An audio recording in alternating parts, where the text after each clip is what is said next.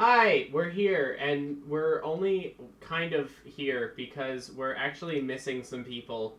Some people, like yeah. half of our cast. Oh shit, we forgot to be in the table. Ah!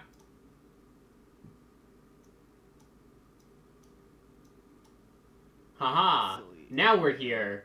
Earlier we were in stealth mode, because we're professionals. No. But this is technically not actually a session. Tyler, you should edit whatever this ends up being into the start of the next week stuff, because we're missing two people. Yeah, this is like mid session. Have session and have this specific one unlisted. Do you think this is gonna be important enough that it should be? Because they're already missing an episode in our lineup. Yeah, that's true. What session it is. Like 13 or something. Yeah. Or 12. 12. It's 12. Yeah. Look at that. But I don't know.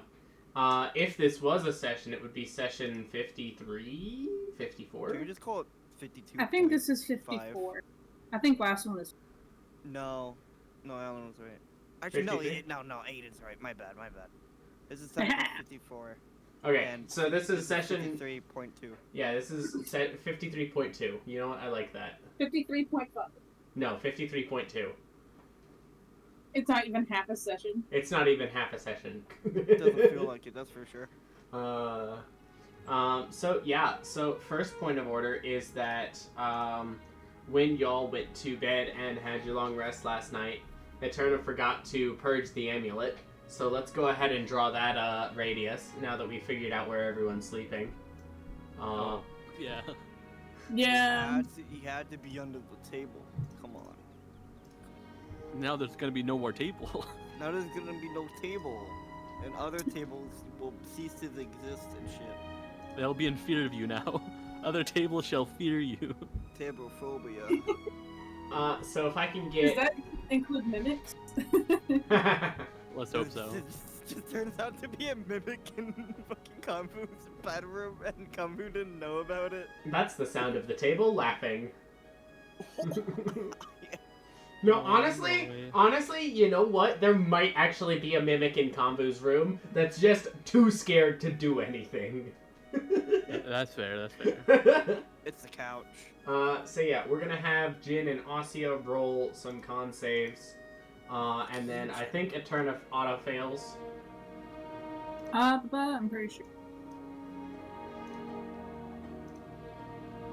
I don't know.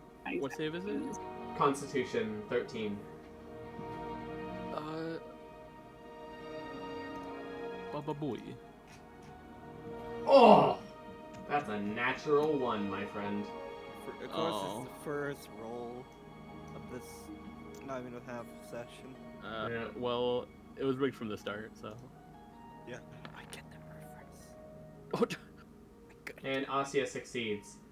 So if you will go ahead and roll the 10d10 damage for this. That's not that bad. You know, it's like 50 something. That's only like most of your health. Yeah. Yeah, I do auto fail. yeah, I didn't do that anyways. Thank you. 10d10. Da da da da da da da. Oh. Hey, Jin. So, I'm dead. You're not dead. You just have a pre-existing condition. Called being blown up. Oh man. And then half damage to Asya. Fortunately, that doesn't actually kill you. Because in order to kill you, it has to basically put you to negatives past your negative max HP. So well, for it you, was -1. yeah. So, but you would have to get to negative That should be 66. over negative 66. Yeah. You'd have to get to damn, negative we were almost 66 there. in one hit. Almost. Oh, we almost got there. 65 more to go. Yeah. Close. So yeah. As Eterna. Oh, and I need 3 con saves from all of you against corruption, which is also 13. Oh, is that me too? Yeah. Lucky you, monkey man. Alright, time for me to lose my hearing. Yeah, let's go! Yeah, let's go! So Jin's gonna get some corruption. Just become a gorilla or something. I just lose my other hand. No, you don't lose your other hand. You just lose control of your new hand, and it just tries to strangle you. Oh god. It already does that though. Oh yeah, you're right. You're right. Whew. Whew. And then Eterna as well.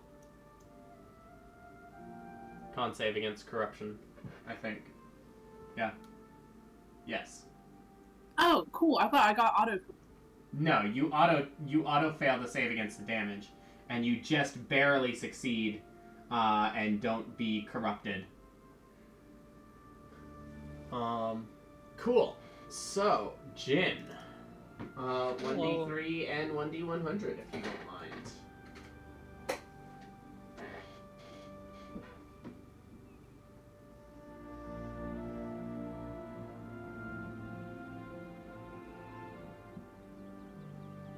Okay. 3.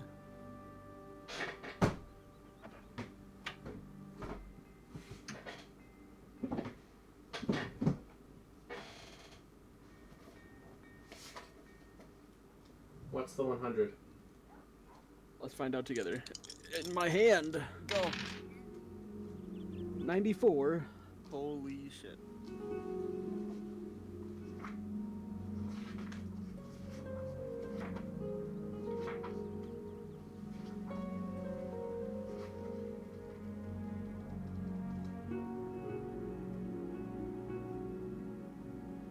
Ah! Interesting. Interesting. Is that a good interesting?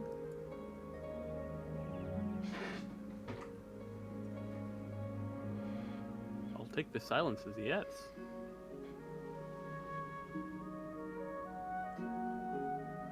So, as this blast of this wakes everyone up, by the way. You are all, like, suddenly awoken to the now familiar sound of this burst of corrupted energy blasting outward from the amulet.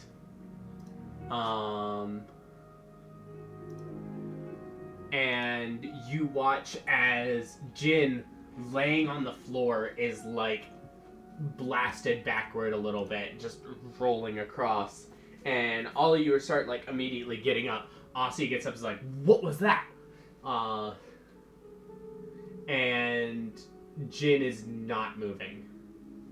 You can see, like, his skin, like, under his fur has shifting lines of purple across it.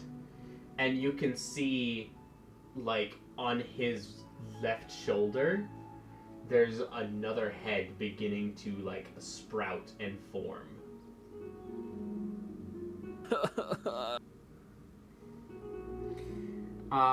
Which does have its benefits. You have advantage on saving throws against being charmed, frightened, or stunned. But you do also now just have 2 heads. Oh, great. Is it like literally just a copy of Jin's head, or is it just like some like blob of? So it's not quite a copy of Jin's head, but it's close. Is it still like a monkey head? It's still a monkey head. It's just different enough so that you can tell that it's kind of like Uncanny Valley stuff. It's uncannily similar to Jin's actual head without being, like a direct copy. And it's just kind of like hanging out there, like on its own neck, sort of split off to the left. And it turns up and it looks at your original head, Jin, and it just blinks its eyes twice. Well, Hey guys. I go back to sleep. No, wait. No. This is just a dream. Shut the I fuck wish up. it was. Asya is going to be a good party member and head over here and smack you in the face with 1 point of healing from lay on hands. I was gonna heal him. Trapped. Okay, there we go. So that you don't die. What a generous soul. 1 hit point. What a generous soul, I would give more. But I'm too tired.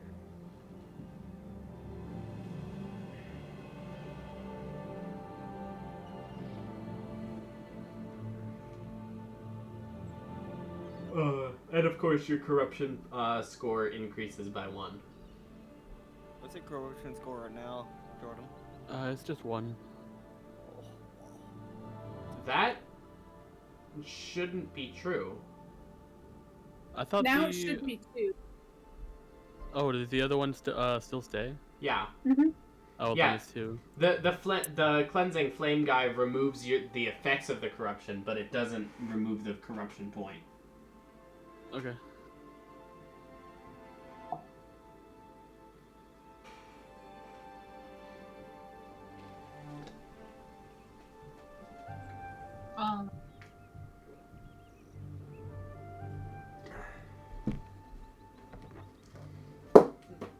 Hey, Jen, are you okay? it's No. fine. He just grew a new head. It's nothing new. Does the other head talk? Yes. Jin's head. Yes, I do in Hi, fact what- talk. What up? How are you? Oh god, he talks better than the original. No. How come you don't Yo. sound anything like Jin? Different vocal If it's a- cords, idiot. I don't think that's how it works. I'm no scientist, man. Idiot. Hear me out. Hear me out. We make the other head a wizard. How would I that think work? that's a terrible idea, given that I don't have any arms or legs or hands or anything of my own to cast spells. No, Yes, they're right you do, here. idiot. You can do verbal spell. You know what? You're right. They are right here. Jin, the other head takes control of one of your arms and punches you in the face. No, that's not a spell. That's a melee hit. Oh, you're right. My bad. Here, hold on. Let me try this. Go ahead and roll a I hit the charisma. deck. Go ahead and roll a charisma saving throw, Jin. Guys, you're putting my own head against me. 12. All right. Now roll another one for your other head. 12. Okay, No, we're just the same, you know? okay, both of you roll again. What? No! No, we're just the same. Alright, here's mine, 19. Here's the heads, 9. Okay, so you see and like sense this other head trying to take control of your mechanical arm to like blast your face with your new ability, the plasma lance, and you just like reach over and just like no, and you just like are now holding your prosthetic arm at your side. He kind of rolls Hey, it. Kombu.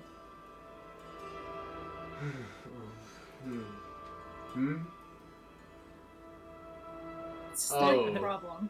Hey, Kombu. So, about another surgery, can I have one? Hold on, give me your sword for a second. No, we shouldn't just cut it off. It might. But maybe it's like a zit. You gotta pop it. It's a pretty big zit if I say so myself. Actually, which You head don't is pop I it do with not a sword. appreciate being called a zit. it? Oh, I'm sorry. I was talking about the other head. Ah, fair. Carry on then. No, don't carry on. No, I do the winking to Jin. It's all part of the plan. You don't have a plan. It's all part of the plan. Plans within plans. And then plans within those plans. I have an idea, Oh, but it's God. not. It's I was not gonna go with my necessarily bad. idea, but hey, you can go do yours first. It's building off of yours. Okay, go on. So how so this head is definitely like a but like how important Well, I do have a brain, and that brain has quite a lot of blood flow to it, so trying to remove me is probably going to kill Jin. Wait a second, I just realized wait something. Where wait, did how the long brain did it come take? from? How long did it take you to form? About 3 minutes. Jin, you telling me you Brains could don't have form formed... that fast. You could have formed a fucking brain? Jin, I thought you were... You should be smarter, if anything. Listen, I wasn't born yesterday, and I'm still smarter than you. But So you... what? We just you were have born another. today. Exactly. You have another party and, member. Han, what's their yeah. name? Let me write you down, man. Well, I guess since I'm a part of Jin, you should call me Nidge. I'm gonna call you Francois. I like Francois better. too. Oh, okay. Sure. Hey, Conv, hear me out. If we freeze it and then cut it off, we should be solid, right? Well, Just make sure you don't freeze the Ice is original. solid. I can't tell which one is which. Konbu is just like rubbing his eyes. You can see on his face that it is like his entire mood right now is it is too early for this. Han, I flip through my little paper notebook thingo that I totally had and shit. I'm gonna try to do the word thing, Alan. I'm gonna get the hero story out and try to do that. Okay. Alright.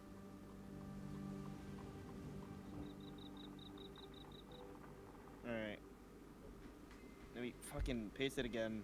And I'm guessing I have to read it again. Yes. Great. Alright. Hey. Francis, fuck you. Francois! I don't care. Day to night, dark to light, full the sands of time. Let the years, like the gears of a clock, unwind. In your mind, walk through time, back to better days. Memories like a dream, wash tears away. Fuck you! Go! Juice! Be gone, thought. Bitch.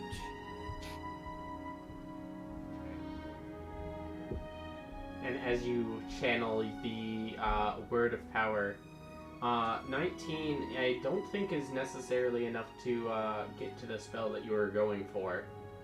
Oh yeah, isn't it like 23 or something? 11 for a cantrip, 13, 15, 17, 19. So you could only get to 4th level, which means that you fail by 4, so you don't take any damage. But as you are trying to channel your word of power to remove this head, you can feel the head itself is resisting, and it is pressing back against this magical influence that you are trying to have. And you can feel the word of power beginning to sap away at your life force, and you realize, if I keep pressing this is going to kill me, and you cut off the magic. Okay, that's it. I pull out a spike. Come here, you little shit. Wait, no, wait! I'm gonna pop it like it's it. No.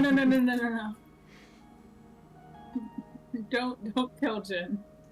I'm not gonna kill Jin. I'm just gonna. Pop Listen. the No, you're head. pointing it at Listen. me! Oh shit. Wait, my bad. Aha! Listen, I might be annoying and ugly, but I am Okay, I useful. think you're No one a said little anything better about ugly. I think you're a little better looking than the original. You know what? Don't That's say anything about probably me. you know what? That's probably right. But I do have my uses. Like what? Well, if something happens to the original head, I can take over and make sure this body that I'm attached to doesn't die while the original great. head recovers. That sounds like you're Okay, how gonna do you try know? and You- blow his head off so you can take it. How do you? As you already tried to. Oh no, that How was do you just a know- joke. 3 That was minutes just a joke. yesterday. Wait, how do you know the original would grow back? Well, I don't know if the original would grow back or not, but Jin- like if Oh. you got like a concussion. Well, Jin, Oh. officially, I think you tell better jokes than this guy. Jin I'm doesn't gonna tell lean any over to- jokes. I am a That's the joke. point. Exactly. Hey, Ruben. Ruben. give the fake head a concussion. No, wait, we've been bonding. Don't hit him. Listen, I don't think Francois has done anything to me. I just. Well, it's want only to. been 3 minutes.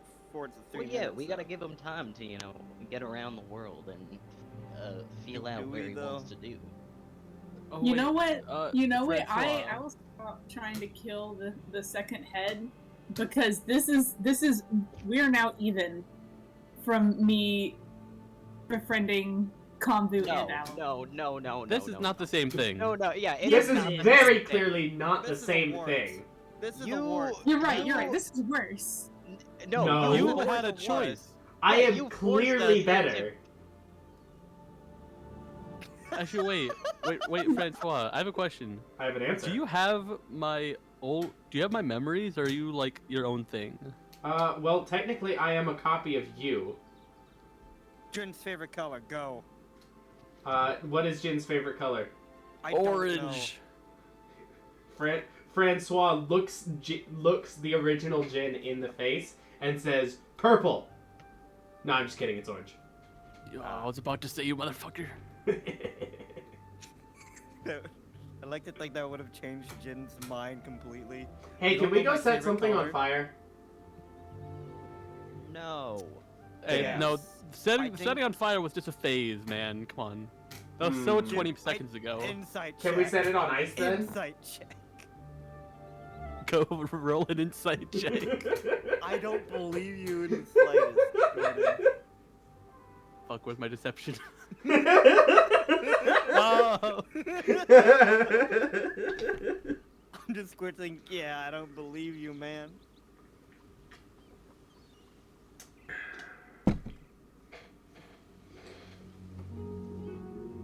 There's nothing better than seeing things burn. Konvu slowly gets out of bed. He says, "Well, this is certainly unusual, but what are you calling him? Francis? It's what? Francois. Francois. I'm calling him Francis because he needs to set something on fire first to get my respect. Right. Well, it's not directly harmful in any way, other than, any odd looks Verbally? you might get. That is a form of indirect harm." And Francois just looks at Konvu and says, "You know, I like the way you think."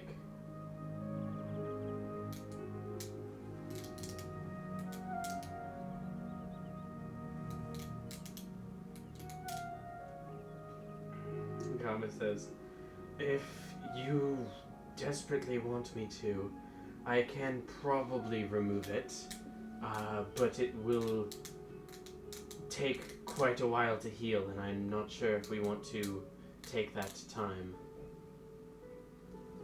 You know, he's been growing on me, literally and figuratively. So Jin, I think that's just a sign that he's been taking over your mind. I think I might be mind controlled. Listen, I've seen a lot of moving picture films shit. A lot I of don't know pop-up if- books. A lot of pop-up books, yeah, with pictures and all. And this exact thing, that's what happens. That's a very specific pop-up book you found. Listen, you expect me to remember any of that sort? I don't even read books, dude. I just skim it for the pretty pictures. I think that was happening. Boy, can you read? Enough to read Yes. mail. Can you read? Poyo, I'm not sure if that requires a deception check or not. Damn He delivered letters. He can read. Those two things don't necessarily correlate. I have to. You have to squint- read the address. I have He to can squint guess. very hard. I have to squint very hard and try You can to also guess. just give mail to the wrong people. Don't tell him that. Don't fucking But we tell him, know. man. But we've seen Polio read the letter from his parent. I mean, his I also brother. read it. I read it out loud very badly, if you remember. Yeah. But you read it. Poyo reads the way I read sheet music, slowly and painfully. And one thing at a time.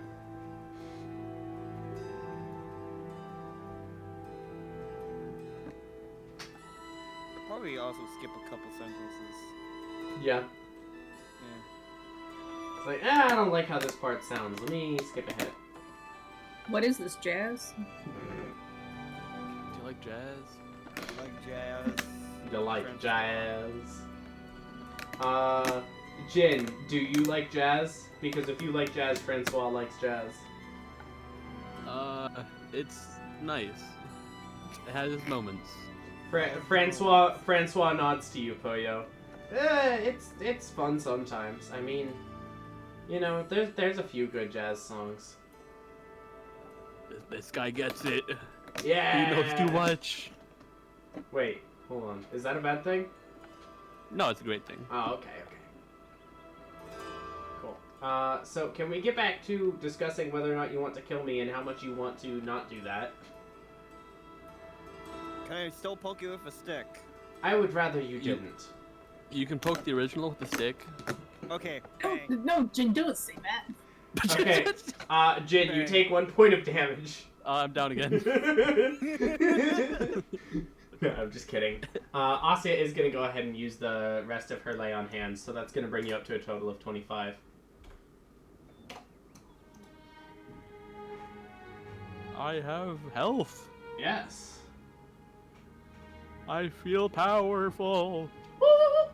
I cast Fireball.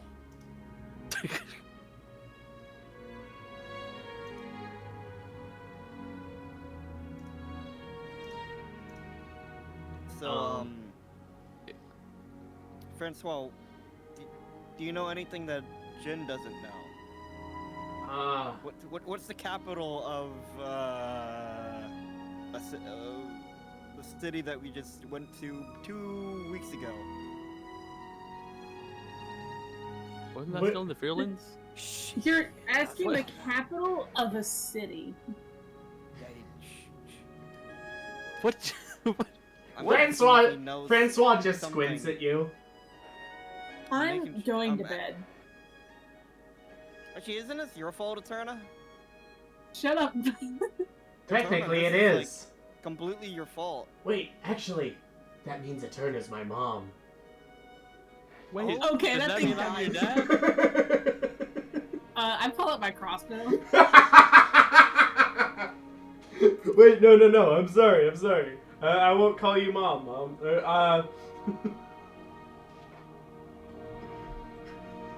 Jin, don't move. I'm moving. I'm running away. I called dibs on poking him. Francois is attempting to make Jin's body do the funky chicken. Alright.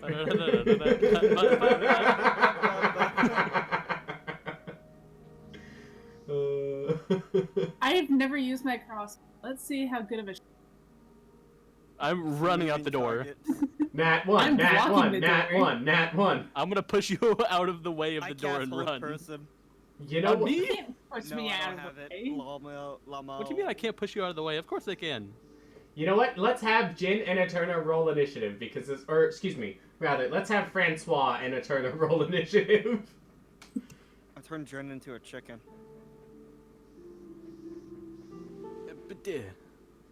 Oh, nice. Alright, so that would mean Jin would go first. So let's have Eterna roll athletics and Jin roll athletics or acrobatics to try to slip past.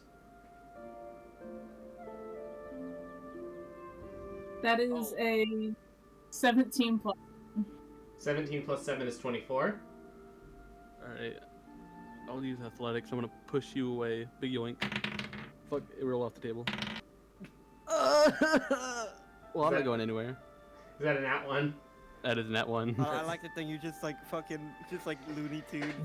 Jin like runs up to Crash you into a and like tries to push you out of the way, but Francois is still having Jin's arms do the funky chicken. So Jin just like awkwardly like shoulder checks you a couple of times.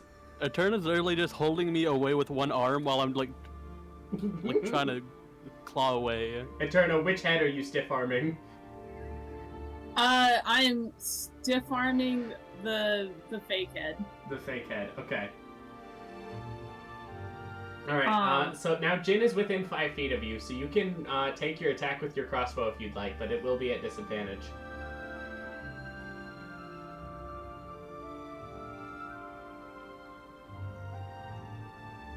I'm going to deadass just drop the crossbow and how how do I want? I'm gonna go with my original idea. Can I use Rhymes Binding Ice, but only on the head? Sure, I'll allow it. And I'm going to, I'll cast it at normal. So, Jin, go ahead and make a Constitution saving throw for me. Booyakasha! I was about to say you're good at those. Yeah, no damage. No damage. Get off my shit. At this point, Kambu steps over. He says, "If you're going to fight, do it outside." Kabu, she's trying to murder me! Kambu, she's trying to murder me! Hey, Convo. Hi. How you doing? Want a bagel?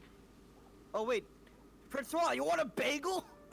Oh God! With my I've never had one of those before, but they sound delicious. I'm going. No. I'm going to first pick it up and check if it's the poisoned one. Hold on, can I roll to see? Cause I'm just picking it out of my bag without knowing and shit. Sure. Just a flat D20. You know, make it a D12, and on a 1, it's a poison bagel. Okay, so it's a normal bagel. Jin, you check it. It is a normal bagel. It's not a poison bagel. All right. Yeah. Go knock yourself out. I just looked Konbu dead in the eyes. It called me mom. It needs to die. Yeah, you're not really a good parent, are you, Eterna? Oh. I don't know what you expect. Francois takes a bite of bagel and, with its mouth full, looks at you, Eterna, and says, "Listen. This is really good.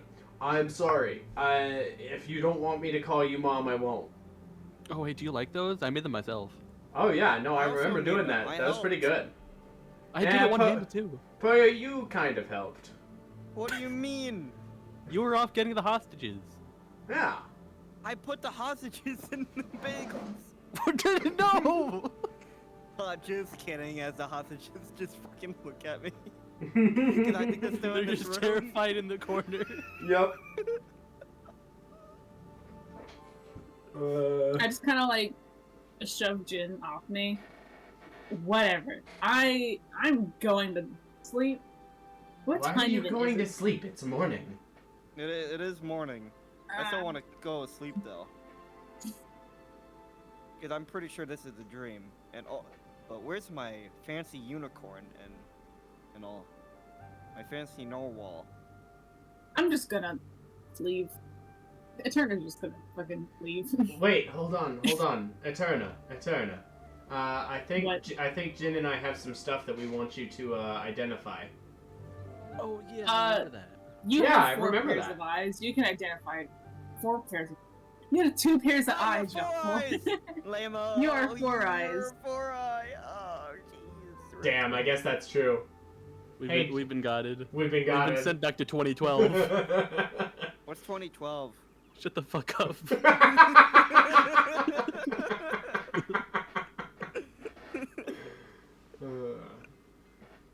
No, but none of our eyes are magic. Yeah, you got those magical wizard eyes. Yeah. Sorry, yeah. Those wizard eyes.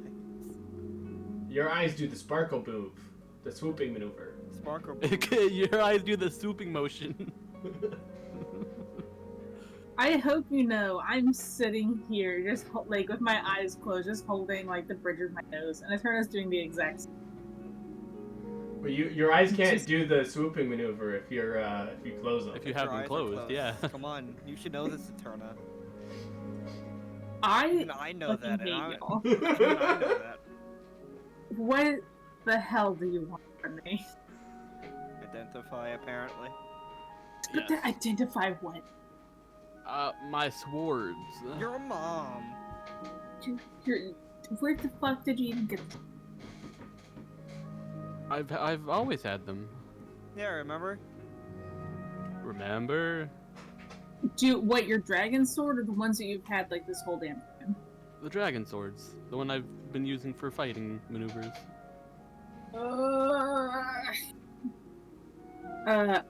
Yeah, something weird happened to him, and we couldn't quite figure it out. You guys really put gunk on it? It's shadowy gunk. Ew. I hold my hand out. Here, have two. Donk, donk. Alright, I guess identify. let me remember what the hell exactly, it was 17 and 6. Okay.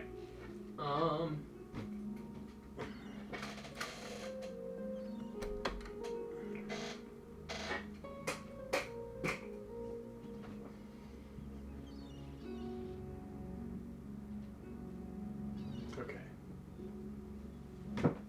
Getting out the book. Getting out the book. Speaking of getting out the book, Snappy has awoken and is in the process. Holy shit! Do things. We might actually be able to do things, guys. This is gonna be a 52.5. Holy shit! Yeah. 54.5. Well, we might actually get to like full 54.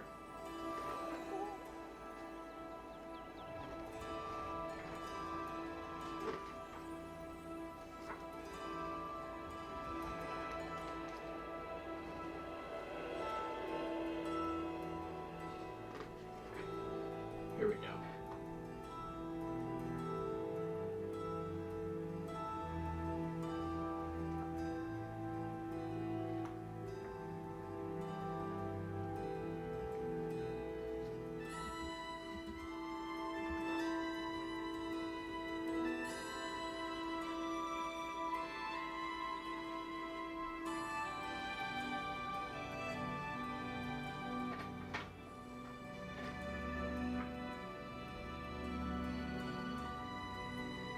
Okay, so, the first thing your identify spell reveals is that while there is new magic on the, on these weapons, it is not active yet. And as a part of the identify spell, you do learn how to activate it. These sword, in order to activate the extra magic on these swords, they need to spend a full 24 hours as a part of the horde of a particular kind of dragon. Well, don't look at me.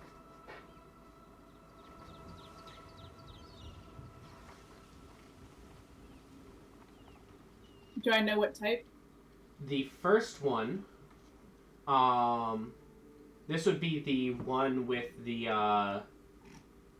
number 6, the weaker of the two.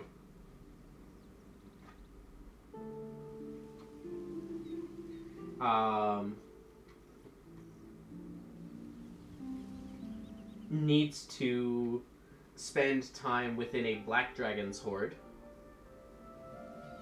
And once it does, it gains a property that it crits on a 19 or 20.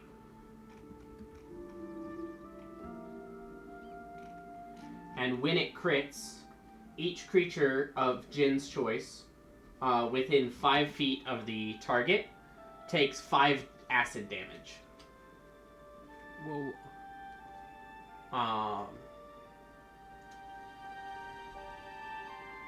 As the blade sort of bursts with the acidic fumes of a black dragon's breath.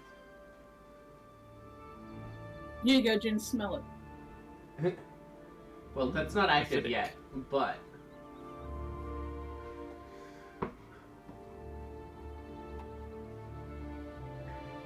Alright, what about 17? The other one needs to spend time within a topaz dragon's horde.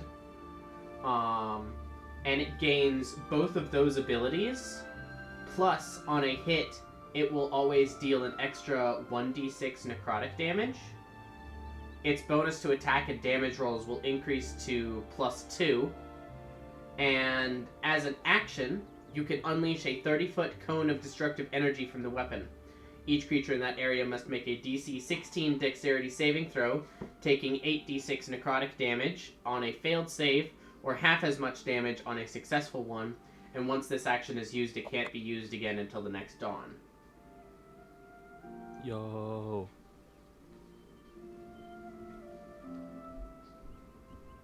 I think I got the dragon color right. I think it's topaz. Pretty sure it's topaz.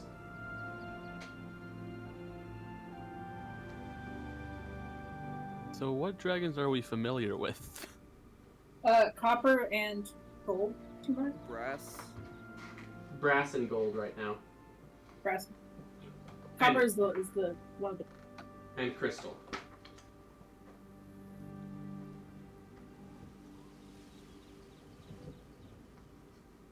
By the way. Hi, Snappy. Hey, Snap. Hey, Snappy! Yeah, we started without you. We were just intending to, like, do a little bit of downtime. Because there was another filler episode. It was going to be another filler episode. Because And we were boy, missing sure, some it people. is a filler. Oh yeah, It it sure felt definitely like is it. a filler. So we started with Eterna forgot to purge the amulet that protects y'all from the corruption yesterday, and so it exploded and corrupted Jin, and it tried to corrupt you. And you took a little bit of damage from that, but you did not get corrupted. But it pretty much one-shot Jin. And so you walked over and used all of your lay on hands to pick him back up. Yeah. But now Also, he's Jin- okay. Also, Jin now has a second head as a part of his corruption. And the party has collectively decided to name the head Francois. Francois. Cool. Yeah. Cool indeed. But did you get all of those things written down, Jordan? I didn't get all of it. Can you just send me what you have, or did you like write it out or no? It's in a book, so I can't like copy paste it to you. Okay. So here.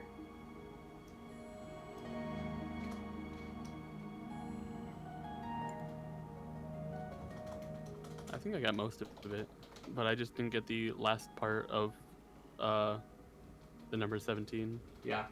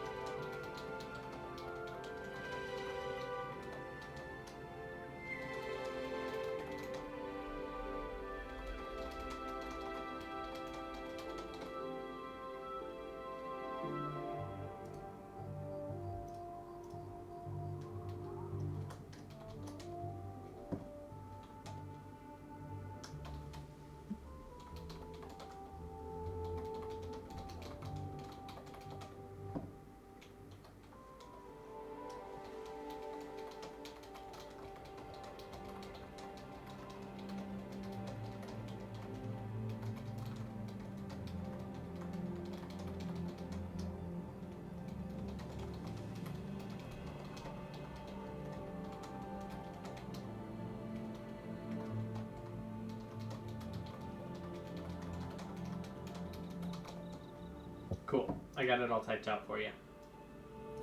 Whoa, thank you. Yep. Sorry for the awkward silence. I can't type and talk at the same time. Because I have a skill issue.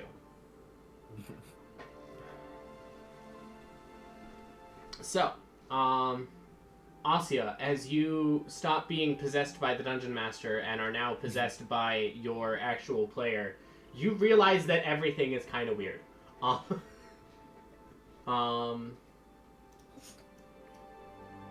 But, yeah.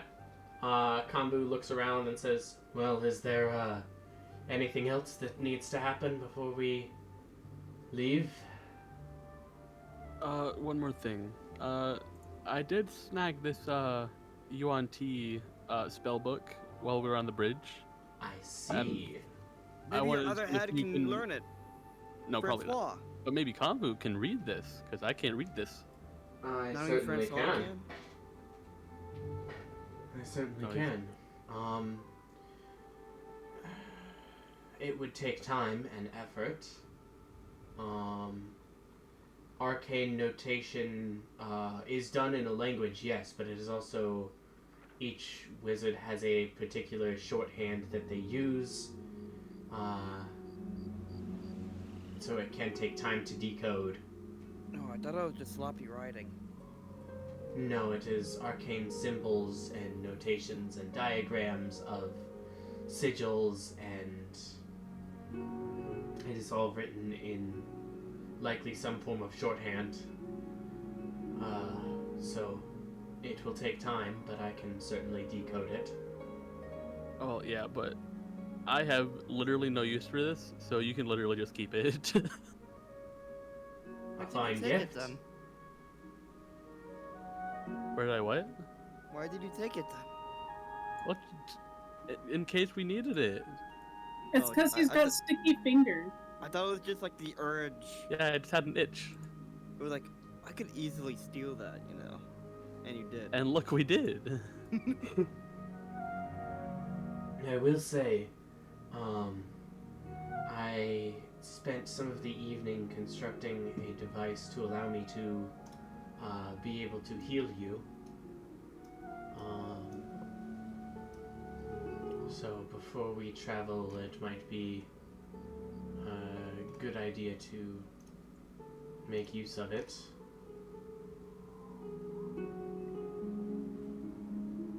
He pulls out like this small injector, almost like a strange over-engineered needle. I managed to duplicate some of the effects that I saw the spell canisters have in a way, and modify it slightly to where it can restore hit points. Whoa. So I would rather not expend any of my own spell energy because I am likely to need it, but if anyone would like to be topped off, a second or third level canister would probably do the trick. Do you think we can, when we go through this portal, do you think there would be a chance to squeeze in like in 1 hour rest?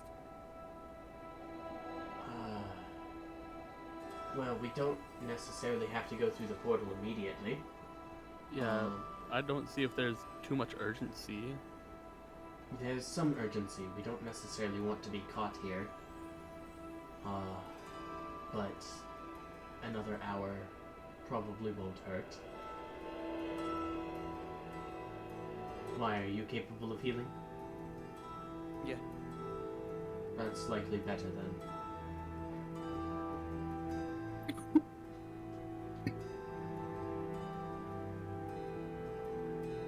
I just want to be sure that everyone is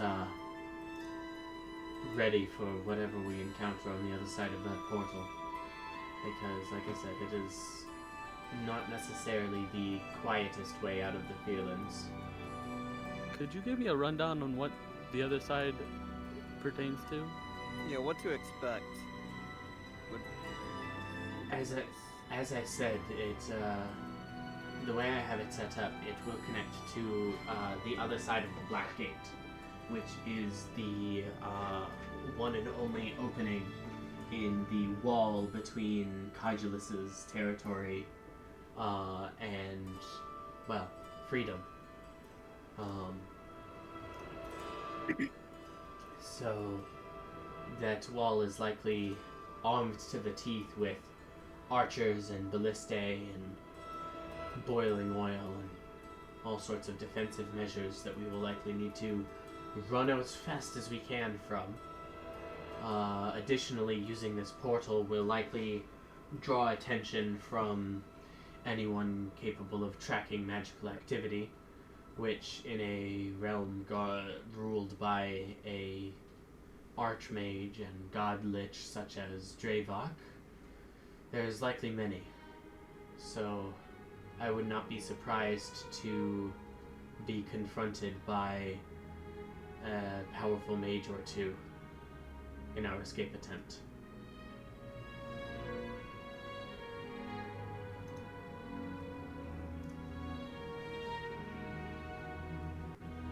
Speaking of powerful mages, would you happen to know a way for me to contact Shadow Walkers to try and work with them and explain that you don't have to die?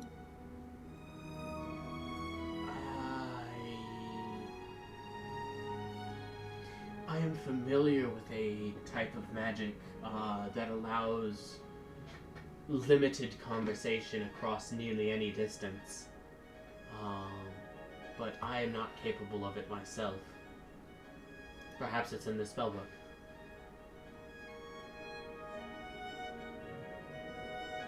Okay.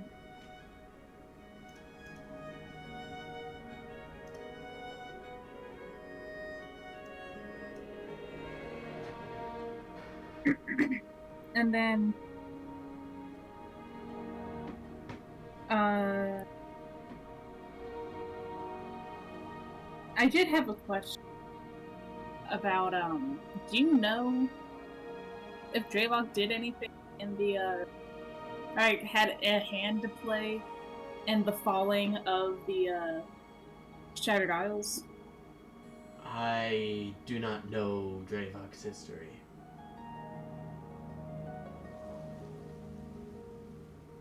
Even though you've been like here for it?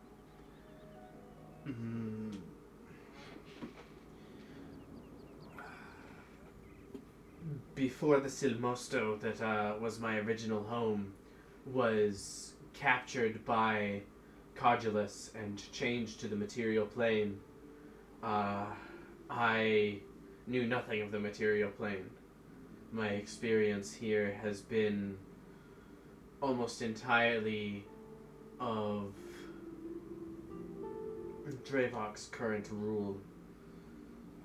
I have no real information about the Emergence War.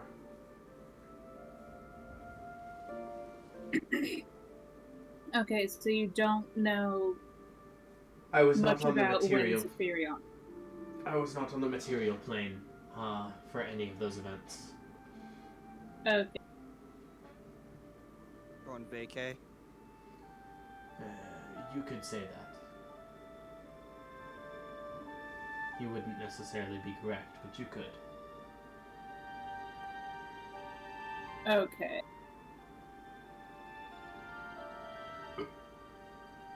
Then, yeah, I'll have to hold on to that then. Well, unless there's any other reason to delay, let's heal and rest, and then begin our escape attempt. Oh, yeah, while we're like resting, do you happen to have anything I could use to make healing potions? You can likely Any sort of like alchemy supply?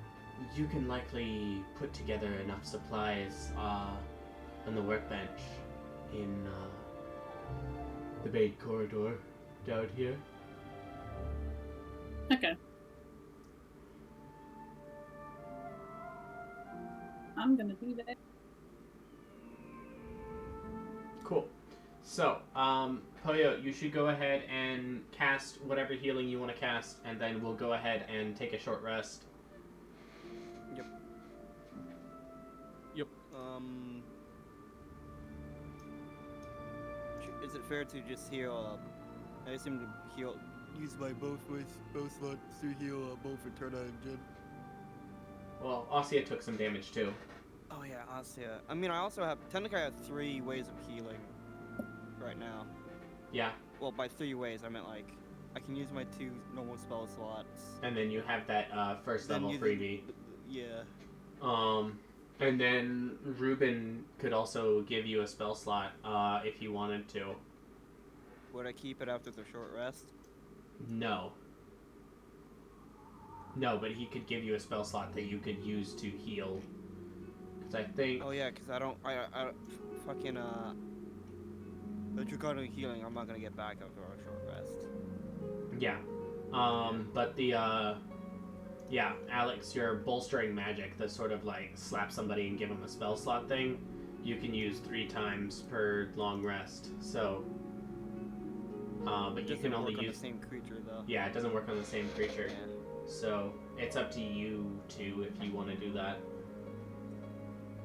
And then if you need more healing beyond that, then Kanbu can use spell canisters to cast Cure Wounds. This is 4th level Cure Wounds, man. That's decently big, I think. Yeah, it's pretty big.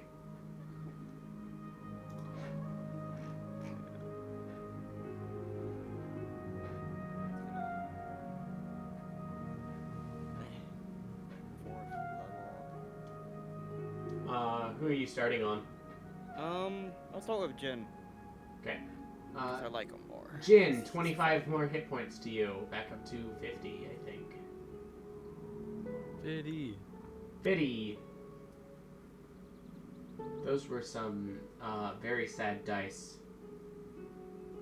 21 hit points for Eterna. And then your first level for Ossia, I guess. Did Alex give me the thing? That's up to Alex, who appears to be not here because we're talking about him and he's not responding. Alright, let me try again. One more time, alright? Alex! Hello. Wobbin.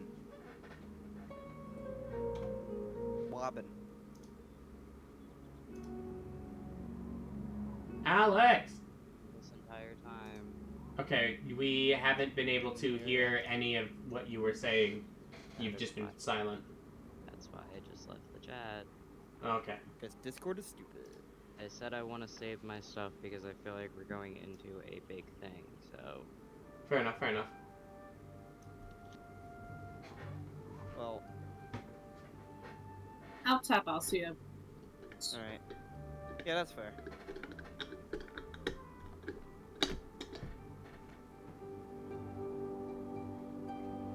Alcia wasn't damaged that much, I don't think, so.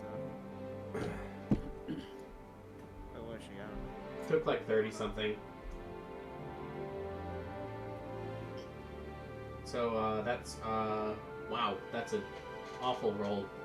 5 hit points for you, Ossia. Oh, wait a minute. I forgot. I can re-roll it. Because empowered, Oh yeah. I think. Yes, but That's damage dice. oh, damn. How much do we care? I think you should be able to use it. It's basically the same thing. It's reverse damage. So yeah, if you want to go ahead and spend sorcery points on that, you can certainly... I'm down with that. Okay. Hey, look at that. Up to 8 hit points for Ossia. And then, does anyone want to give Konvu canisters for his cure wounds? Honestly, nah. Yes. I spent 4 hours doing nothing.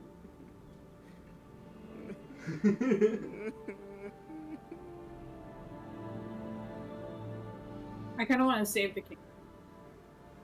I can give him a bagel. Nah, it doesn't work with his device that he made. Oh, that's a shame. But he will take the bagel.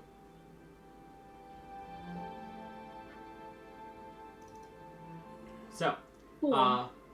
with that being said, then everyone can go ahead and take a short rest. Asia, I don't know if your lay on hands comes back on a short rest or not, but I don't think it does. But those of you who are damaged, you can roll hit dice to heal up the rest of the way.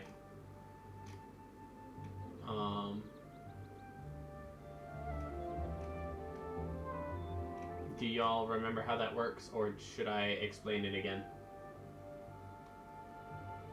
If you hit dice, it does it for you. Even though I'm not quite sure I'm a D6. You're a D6 for Sorcerer and a D8 for Artificer.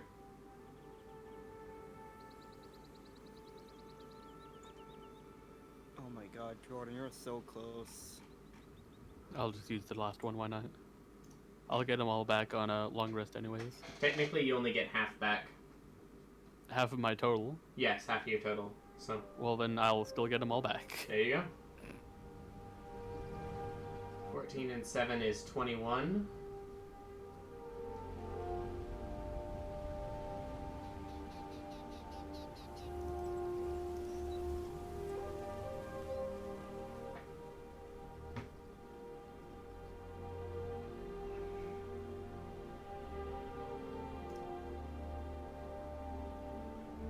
All right.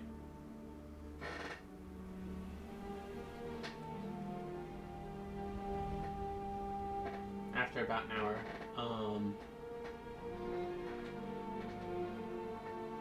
you guys finish up your short rest.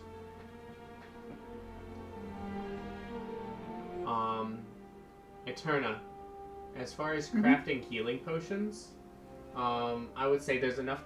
You have enough time and enough materials there to make one, or if you're proficient with alchemist supplies, you can make. Which I am. Okay, so you can make, I will say, 2 healing potions, or 1 greater healing potion. I've only got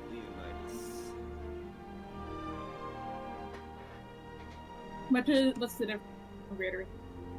Greater healing potion heals 4d4 plus 4 instead of 2d4 plus 2. So it's essentially putting both healing potions into one bottle. Ah. In that case, I'll just have 2 healing potions. Gotcha.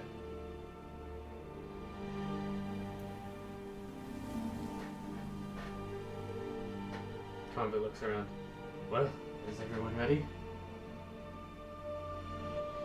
Ready as they will ever be, right? I'm gonna give 1 health potion to Jin. And I'm gonna hand the other health potion to Convo. Thank What you. is it, just a normal one? Yeah, just normal. Yeah.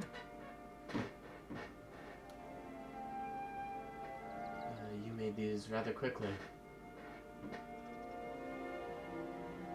I mean, we're both artificers.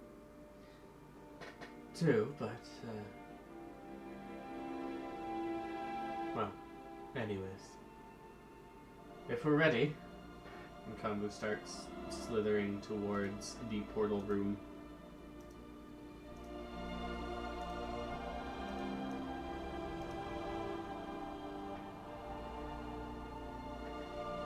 I'm just gonna double check I have the that circle written down, and then I'm gonna be ready.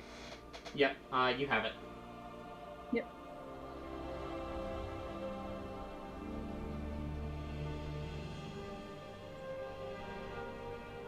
Kanbu takes the last piece out of the drawer and aligns it on the pedestal, and as he does, the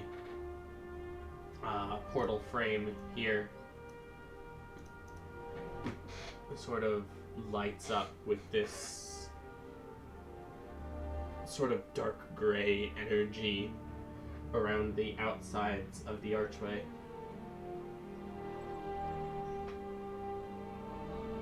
I step away from it.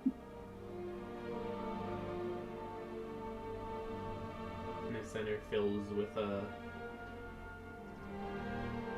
almost like a dark storm cloud.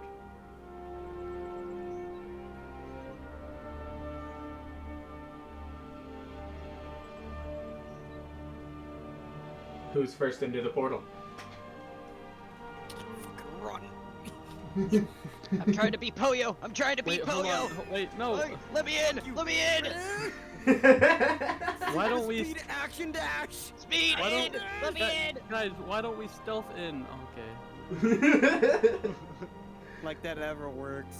Like stealth Wait. never works. You're all within the entire You think group. Poyo- I mean, I That could go in and stealth stealth. That takes too You Yeah. literally don't know.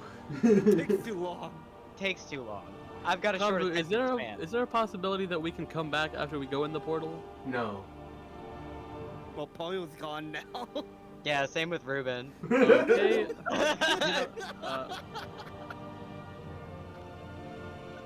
That's the last time you ever see Polio and Ruben. You know And what? they If we got just leave it Shalix alone? jumps through the They portal. lived happily ever after. Ruben and Poyo became a gay couple and lived on a farm, and that's where they live forever now. I got my space papaya, my magic papayas and shit. Yeah. Magic Grown papayas. for years. Ruben's got his oranges, and you, not oranges, peaches, and you've got your magic papayas. Peaches and papayas. Jesus. Shalix goes ahead and follows y'all through the portal. Yeah. Kanbu hesitates. Are you, going? What do you think, Francois? Are you ready? Oh, well, I mean, there's no point in not doing it. Ah, you're right. Let's bandwagon with the others. You should listen to your second head, Jim. Come on. You're not here. I'm a conscience. Don't worry, I'm here. You should I listen have to your two second consciences. gen here. I'm too conscious. Holy shit. All right, I go through. Alright. I will follow through.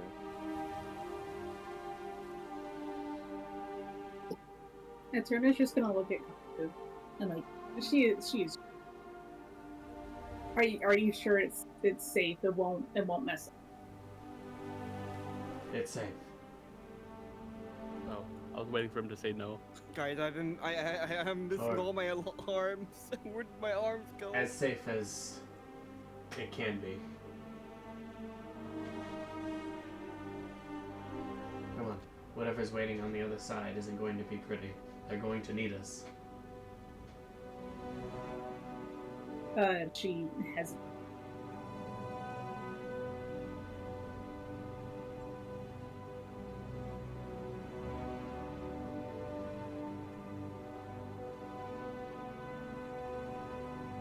Kanbu waits for a couple seconds, then sighs, and just silently goes through the portal.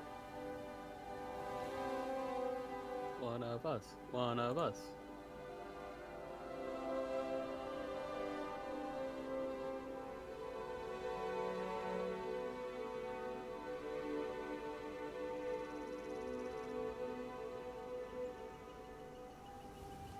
I think everyone went through the portal. Yep. Everyone except Eterna. Oh no, I said that she went. Okay. Okay. Nether portal sound effects.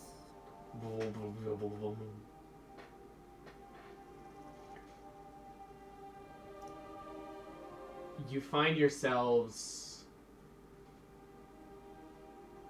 in an open plains. There's a thin layer of snow broken through by jagged volcanic rock covering the ground. About 50 feet behind you, you can see towering maybe 60 feet high, a tiered wall. What I mean is there's a walkway on the outside at around 20 feet, a walkway at around 40 feet, and a walkway at around 60 feet, and arrow slits built throughout the entire bastion. It's made entirely of a dark stone that almost looks like the void, like there's nothing there, like the universe has been photoshopped out of existence. You can see this bastion is bristling with sharpened weapons, glistening with arrowheads, as cries of alarm ring out across the battlements. You see, taking up maybe about 35 feet tall, so over half the height of the wall, a massive portcullis, behind which is a set of oaken castle doors, or wooden castle doors. The wood is ash-colored and gray, and it is set with some form of black metal, and the portcullis itself is entirely made of this same black metal, and it gleams in the sunlight. The snow around you is equally ash-colored as the wood, but you can see, as you look off into the distance, away from the wall and away from the black gate, the snow slowly shifts in color from this sort of ashen gray to the natural glistening white that snow should be. And maybe about 400 feet away, there's a tree line of verdant and green and healthy spruce and pine trees. This is the most green you've seen in quite some time.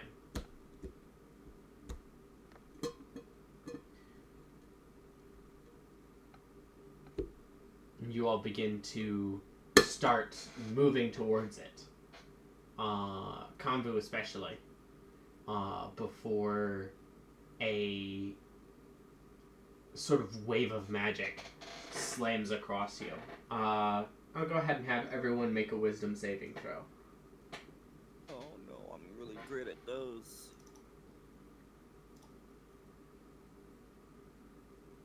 Yep.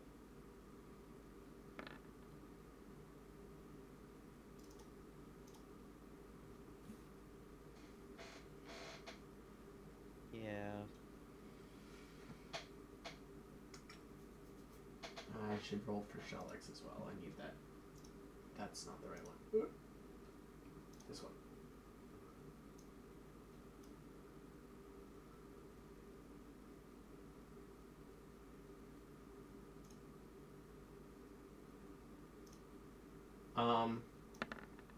For the purpose of this, is it alright if I hand Shalix's character sheet off to one of you guys who wants to take control of Shalix?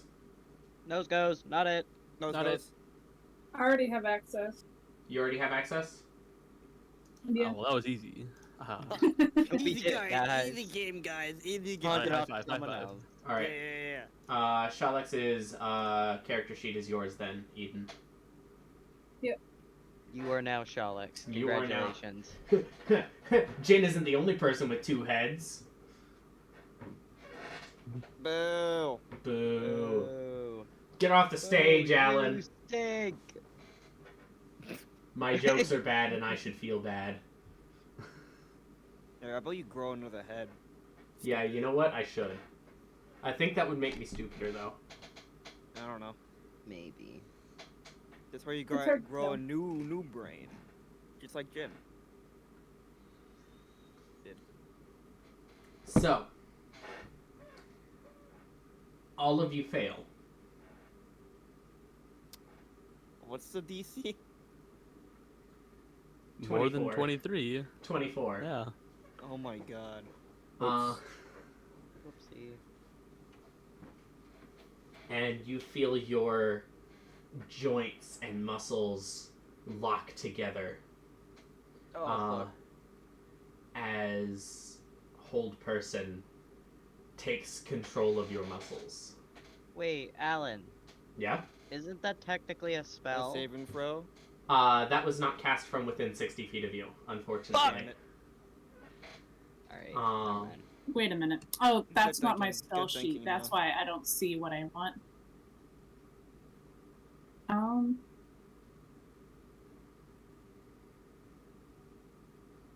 Yeah, question. Answer. Can I slap a Dispel Magic? Hold Person leaves you incapacitated, so you don't have the action to cast Dispel Magic. Oh, okay. But what if I've been crossing my fingers this entire time? As you all freeze in place, you hear the sounds of another portal opening behind you. And suddenly the battlements behind you, alive with noise just moments ago, are swallowed in a hushed silence. As a tall, gaunt, skeletal figure, clad in black armor, carrying a double-bladed scythe, slowly steps in front of you. Don't tell me.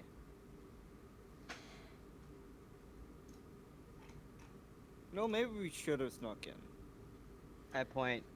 Not point, but point with my eyes. Draevok! I think that's Draevok! Are you sure? You That try could be to any guy. you try to speak, but your jaw is similarly Is it, like, locked muffled? down. Your jaw is similarly locked down. Like, you trying to speak, and the muscles in your jaw are not able to move. They're held in place in the same way that your arms and your legs are. I have to Oh, itch my shit. nose. But you definitely recognize this figure. You, especially Ruben, recognize the bony, hairless white head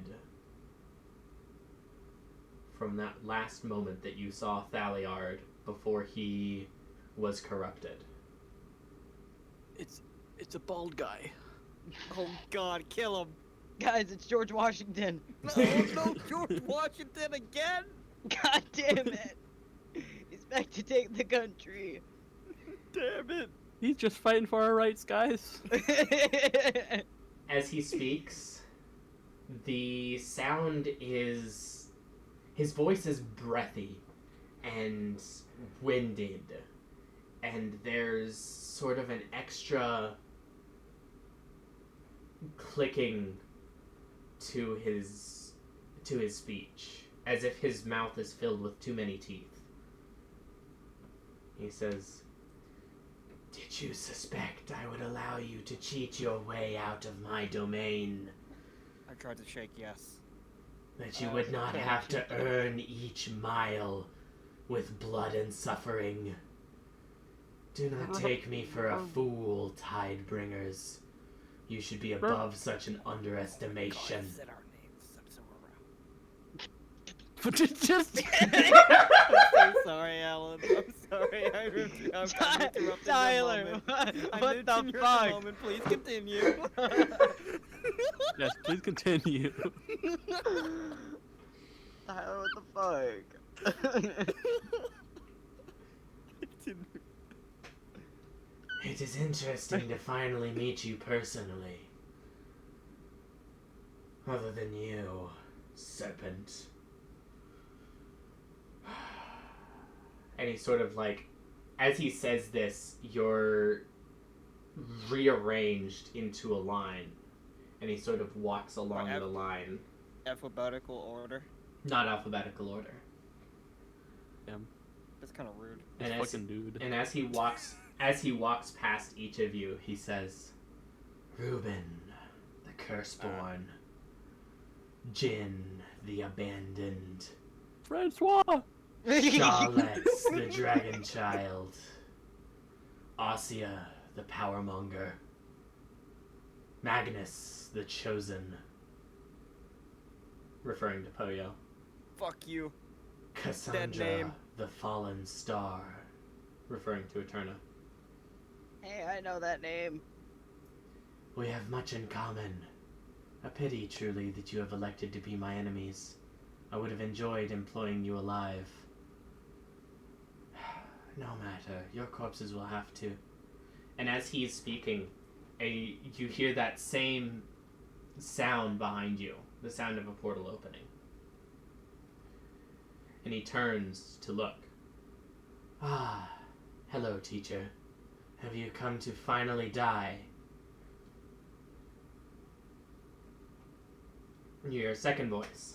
And at this point, the whole person is beginning to fade. And you are able to turn and look. And you see a human man, maybe mid-30s, dressed in a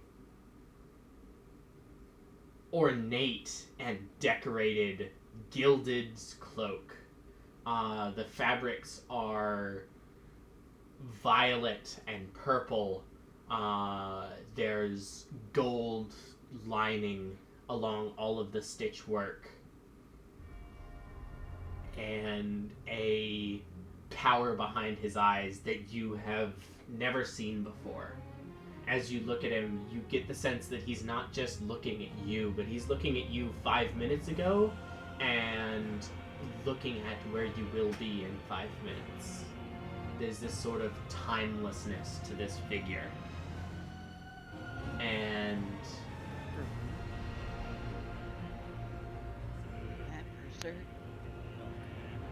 he says one line. He's staring directly at Draevok. He roars out the phrase, "I will stay silent no longer!" And he begins to sprint towards Draevok. Hey, that's my job. Two old men are fighting. That's my job. Fucking. Give him a hug. Two old men beefing out. Let's go. Draevok shakes his head and points a single elongated finger. You notice there's his fingers, there's only 3 of them on each hand. And they each have an extra knuckle. What? Like, you know how your fingers bend in 2 places? Yeah. His bend in 3. Your fingers bend in 3 places. Okay, well then his bend in 4. I wasn't counting, like, the base of it. Oh, okay. One additional than what we have. Yes. Take what Plus you see 1. on your hand and add 1. And that's what Wait, he hold on. has. Let me look. Oh wait, shit. My hand is a controller right now. Oh. Well, he has 1 knuckle.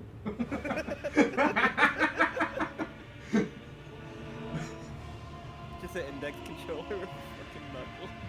That he points out, and a beam of this purple magic, the same purple that you saw in the corrupted river that you crossed, flies out and slams directly into the chest of this man, and the body collapses to the ground, and another body immediately forms, this time Dragonborn, just forms out, wearing the same robe, with the same look in his eyes, still running.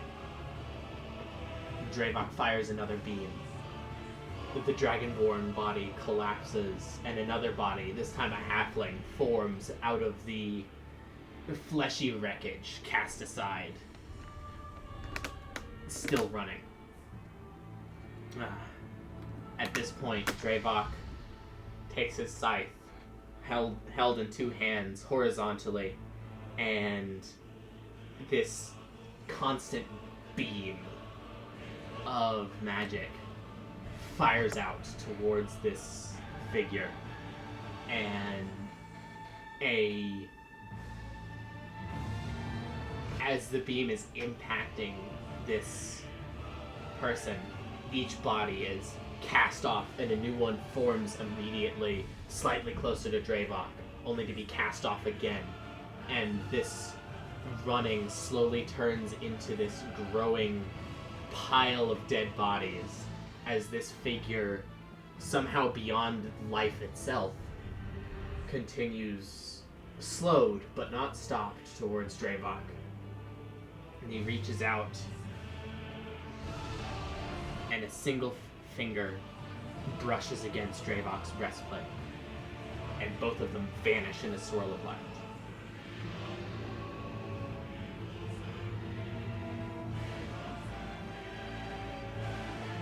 And the flesh begins to move, as nothing ever stays dead in the Fearlands.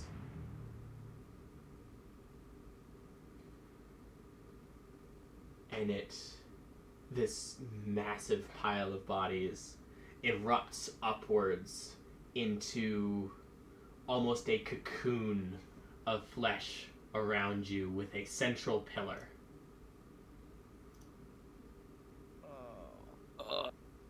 Great. If you would all place your tokens on the map, please. Great. Lovely. Hey, what if I just said I never went through the portal?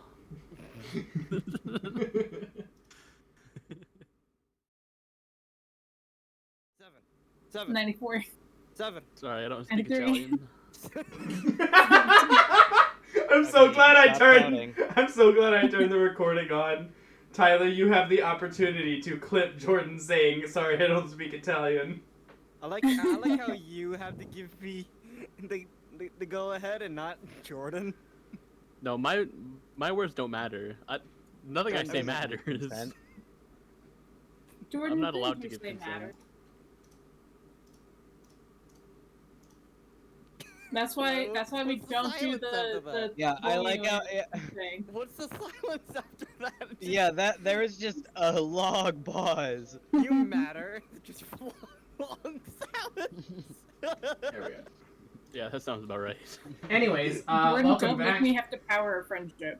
Welcome back. We are now back from our break. And so, as this mass of dead flesh blasted off of this reincarnating man erupts and forms this almost cage around you, the last of the hold person spell wears off, and you notice a few of the bodies attached to the central mass by single thin lines of tendon begin to rise out of the ground. You see one with several limbs sprouting out of it, each one ending in a viciously hooked claw. One with a sort of massive limb that almost looks like a crab claw with a sort of bony guillotine attached to it. And one that is a small orb of flesh writhing around a central burning core. The stench in the air is positively rotten, and it just plagues your senses. And as you begin to move again, you can feel the ground squishing under your feet. Ew. Which, Gotta clean my sandals again. So, Okay, what's the temperature like in here? Is it it's cold. There's still like elements still of cold? like So we're still like there's still like elements of snow around. okay. Maybe 40s So it's- Fahrenheit. Dude, so it's not like shivering. It's not necessarily shivering, but you definitely wish you were wearing a jacket. Well, I'm wearing a jacket, and I guess I bunted it up. Then Yeah. I'm not that crazy. So, as these bodies begin to animate, Ruben, you are up first, facing off against the mournful slicer, the fetid executioner, the flesh core, and the writhing pile. Action, bonus action, movement. It's your turn. Do things.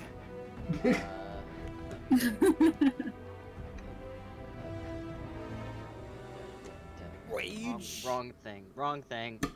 Oh no. I mean, I guess I get the same one either way, but sure. What is one again? I don't remember. I don't know. I don't remember either. Each creature of your choice can see you. Necrotic damage and temporary hit points. Will necrotic work though? Well, that doesn't hit any of them. But you do gain the temporary hit points. So still roll 1d12, and then you will add 8, which is your level in Barbarian. Very nice. 8 Hello, plus Silver. 8. 8 plus 8 is 16 temporary hit points for you, Ruben, as you begin your rage. 16. Hell yeah. And alright. Dibs on the big one. And I run forward to here. As you charge directly towards the pillar in the middle of this necrotic coliseum, there's almost like an essence of... It's hard to tell what is humanoid flesh and what is corruption in this pillar. But it is all wrong. And as you run towards it, the rotten scent in your nose only gets worse. Does it smell worse than Poyo? Oh, by far. Holy shit. That's horrible. Both of those will hit. Yay. For a total of 9, 10, 11. And 10. Cool. As you slam your axe twice into this, almost like chopping sideways, like you're trying to chop down a tree. Bits of gore fly off with each swing. But as you are chopping at it and damaging it, it seems to be regenerating almost as quickly as you are slashing through it. Will that be the end of your turn?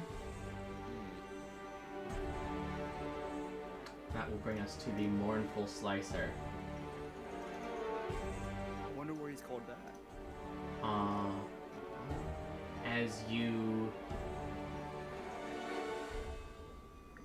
As you're still beginning to like cope with this scent and this hideous sight, your ears begin to be assaulted as well, as this multi-limbed monstrosity begins to sing wordlessly. And there's a hint of magic within the song. Asya, you would recognize this almost. This is similar to a technique employed by some of the guardians that you knew in your home, but corrupted and wrong and sung in just almost an opposite direction.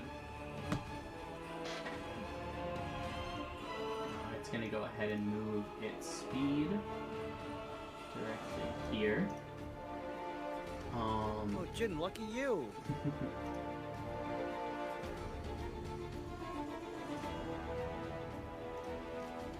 And it's going to take 2 swings with its slicer arms, one at Kombu and one at Jin.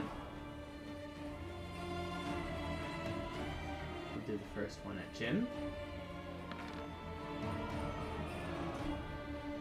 That is a 23 to hit. That sure does hit. It is 9 points of slashing damage. And at Kombu, That is also a 23 to hit for 8 points of slashing damage. I'll uncanny dodge that. Okay. Cutting it down to 4 points of damage.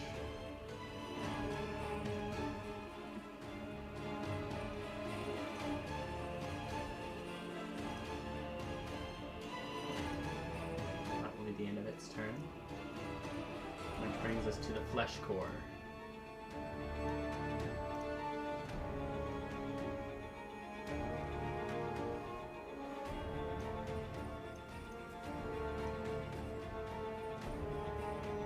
It's going to start its turn by making a... No, we'll start with...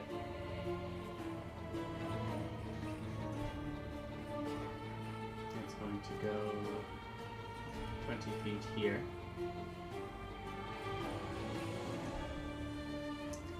And it's going to cast Ice Knife. You watch as this sort of floating core of flesh with this burning heart, suddenly the flame within it flashes blue and a shard of ice flies out towards you, Asya. I'm going to cast at 2nd level.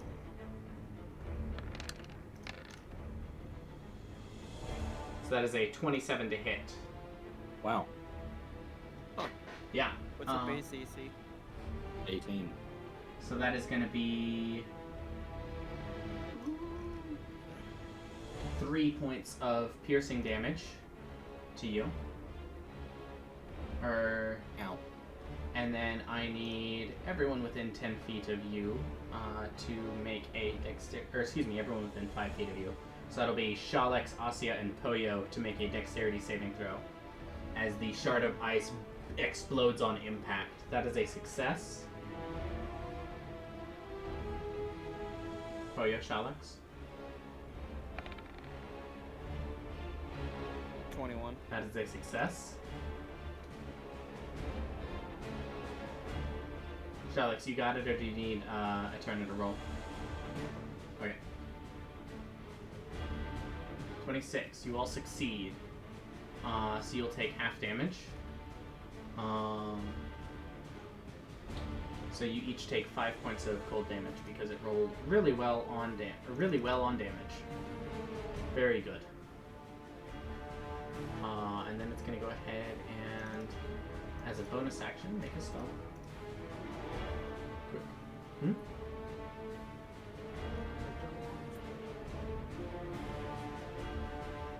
No, not on that. As a bonus action, it's going to go ahead and take a stealth check. Sure. What spell?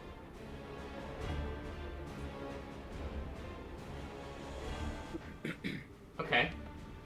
So that'll give you resistance to the cold damage, so you'll take your damage that you take down to 2. And it fails its stealth check, which is unfortunate. So it's just gonna roll slightly back. And that will be the end of its turn, which brings us to Eterna.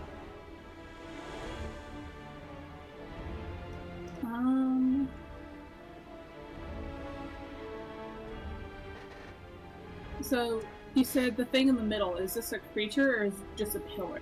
That it is a pillar, but it seems to be as living as everything else around you. It seems to also be the source of the arena/cage that you are in. Cool. It's kind of gross. I'm going to... It is connected by like a single like strand of tendon to each of the other 3 creatures here within this flesh prison. Okay. I'm going to do my meteor. Actually, no, I'm gonna do my meteor. Casting Melf's Minute Meteors as an action. you watch as Eterna summons 6 stars to surround her. And then you can expend 1 or 2 of them. Yeah, I'm gonna throw... can I throw them at 2 different creatures? Yeah. Cool. I'm gonna throw 1 at the flying one, and 1 at the main pillar. Alright, so they will each make dexterity saving throws.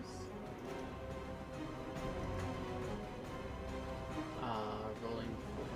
The pillar actually automatically fails that.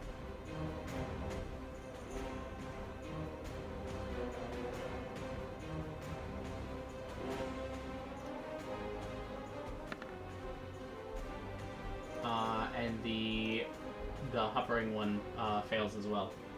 So that is 2d6 fire damage to each. You would roll 10 points of damage. Very nice.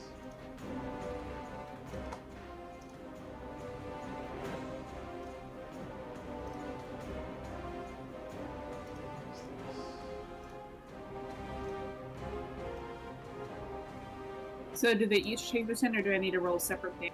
No, they each take 10. Okay.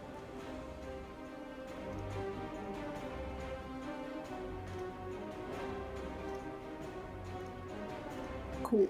And then I'm going to... I think it's a cantrip. It is! I'm going to quick and spell True Strike. Let me get rid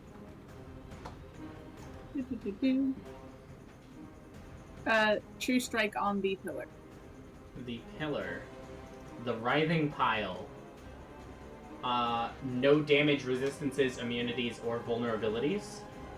It is currently at 132 out of 153 hit points. Cool. I call out to the party. Any damage should work, at least on the pillar.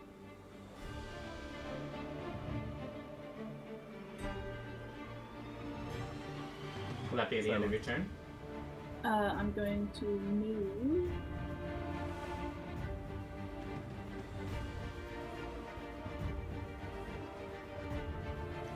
Actually, let me just put the radius on her, because I'm going to end up trying to use it. You don't have a use of the amulet. Oh, yeah, because that was that morning. Because that exploded this morning. So your amulet is empty. Never mind. I'm just gonna stay... I'm just gonna be right there. Okay. Will that be the end of your turn? Yeah. Alright. As a legendary action, the pillar in the center, the writhing pile, flings a small lump of flesh out to the hovering ball, expending a spell slot to heal it by 2d8. That's disgusting.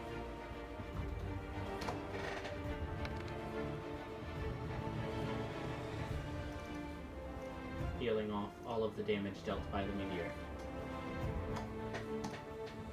Perfect. That brings us to Asia's turn. Okay. I am gonna go ahead and cast Moonbeam on the pillar. Very interesting. Nice. Go ahead and put that in. Put the description of that in chat if you don't mind. 5-foot radius, 40-foot high cylinder centered on a point within range. Until the spell ends, dim light fills the cylinder. When it enters the spell's area for a first time or starts its turn there, so the damage will take place at the start of its turn. Yep. A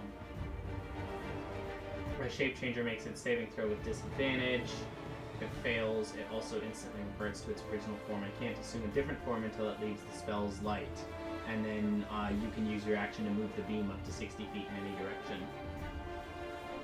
So you are concentrating on that. Yep. So I'll go ahead and mark that. Oh, you already did. Fantastic. And I will...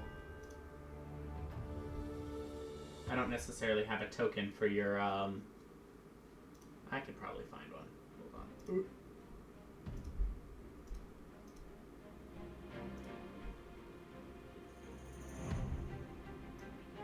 Here we go. Cool. Is that the color you want it? I have other colors. Blue would be cool. Blue, got it.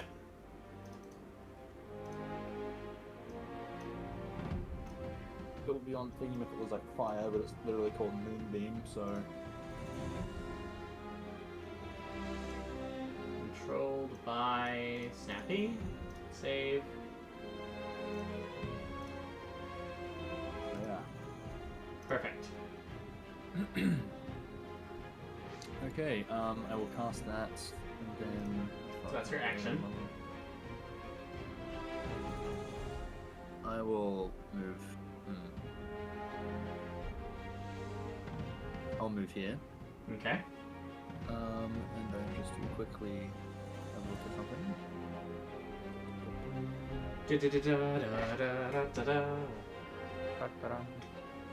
And I will cast Divine Favor on myself.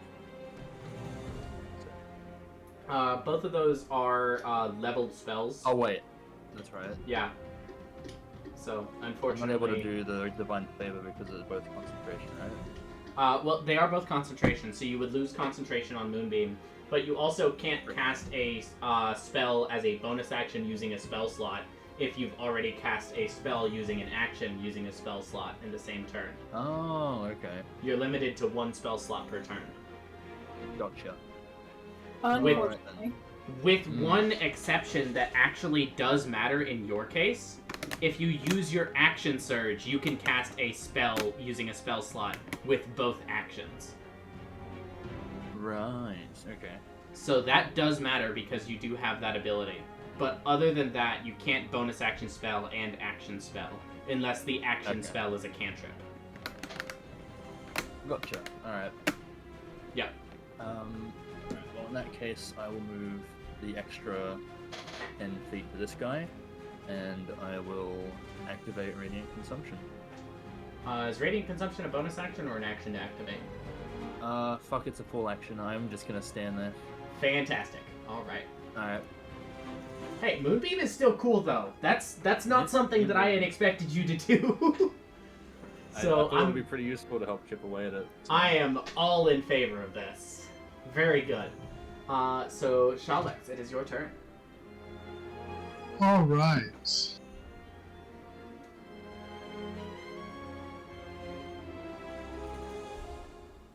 I am going to cast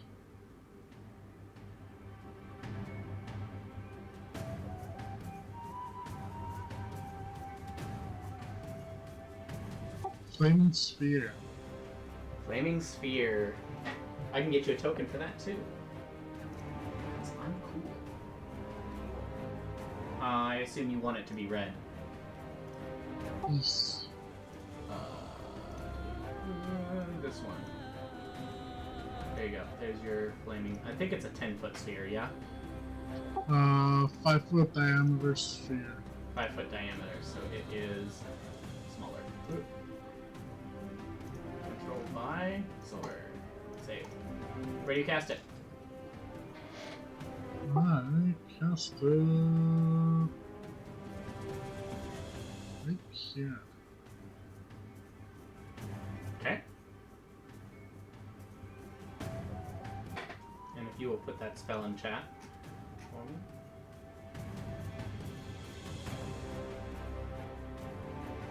Any creature within 5 feet of it makes dex save. Any creature that ends its turn within 5 feet. Yes. Yeah. And then as a bonus action, you can move it up to 30 feet and ram it into a creature to force the creature to make the saving throw. Yep.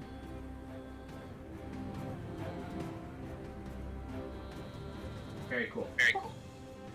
So, are you going to go ahead and ram that into somebody, or? I don't think it has. Yeah, I'll have it ram into this one. Okay. The Fetid Executioner. I'm getting a little bit of feedback from your microphone, Silver. Yeah, sorry. Okay. I'll go ahead and make that a dexterity saving throw. 18, I believe, is a success.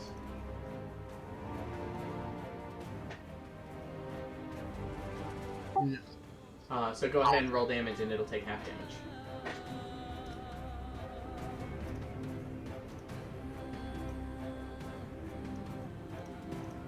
Seven. So it takes 3. Cool. And that's my action. Okay. I see you move back, pressing your back against the writhing exterior of this sort of coliseum in this arena space. That is going to bring us to the Fetid Executioner's turn, which has 40 feet of movement.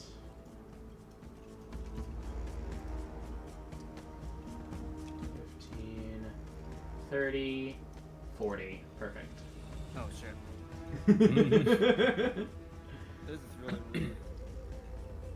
I don't know. I don't want what you were selling, bro. I'm not interested. But that Jin guy, dude, he's so interested in what you're selling. Go over to him. For a second.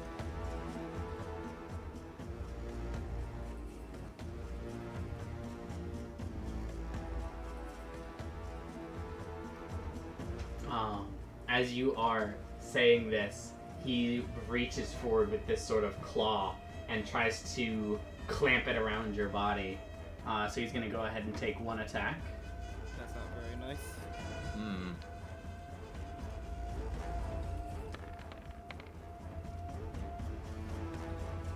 That is only a 16 to hit.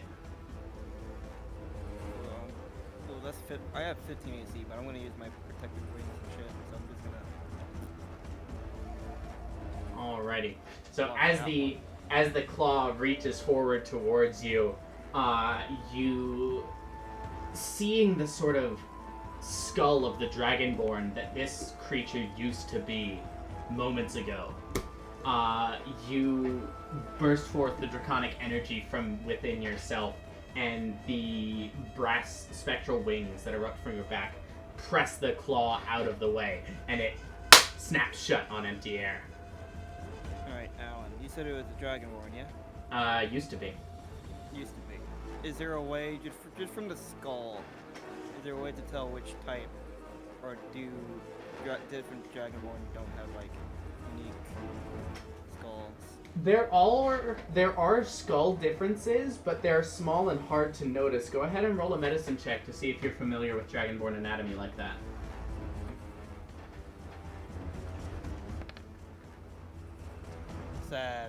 7. You're not sure. You imagine, though, you're going to find out decently soon based on whatever elemental energy it throws at you.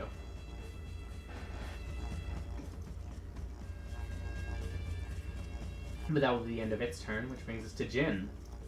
As you face down perhaps the nimblest of the 4 creatures here. Whoa.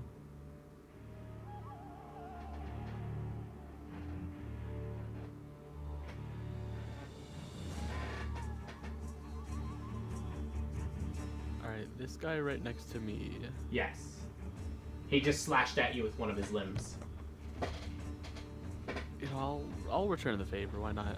I'll do a flanking maneuver. You might as well, dude. Okay. Yeah.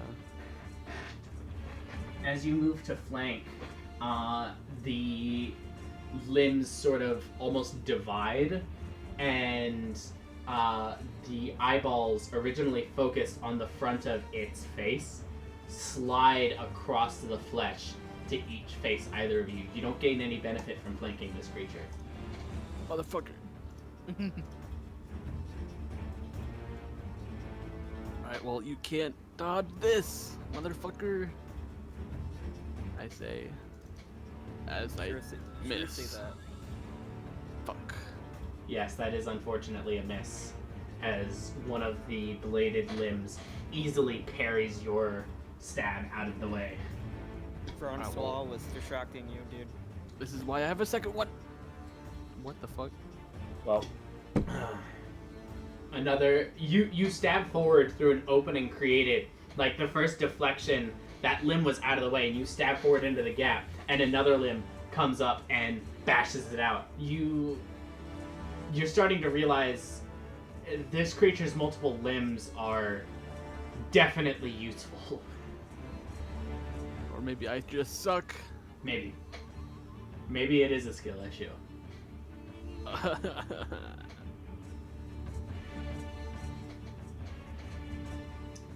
Alright, that's all I can do. That'll be the end of your turn. That'll bring us to Kambu.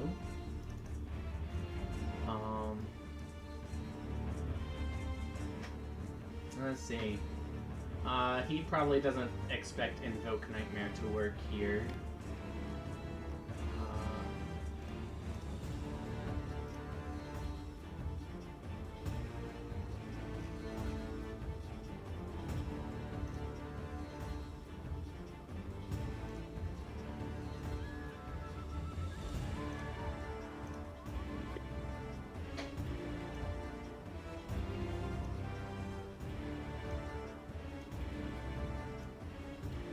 He's going to go ahead and, as an action, assemble a small contraption similar to the prototype that you had fought within his basement.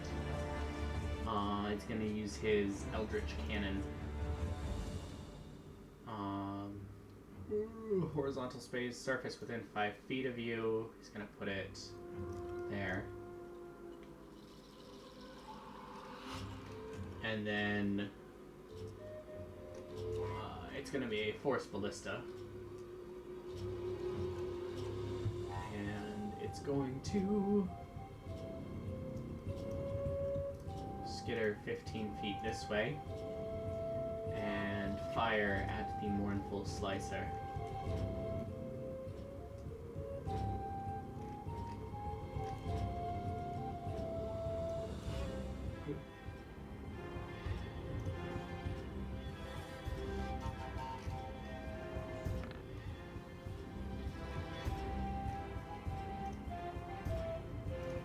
That is a 14 to hit, which misses, as the blast of energy fires forward and the creature simply dodges out of the way.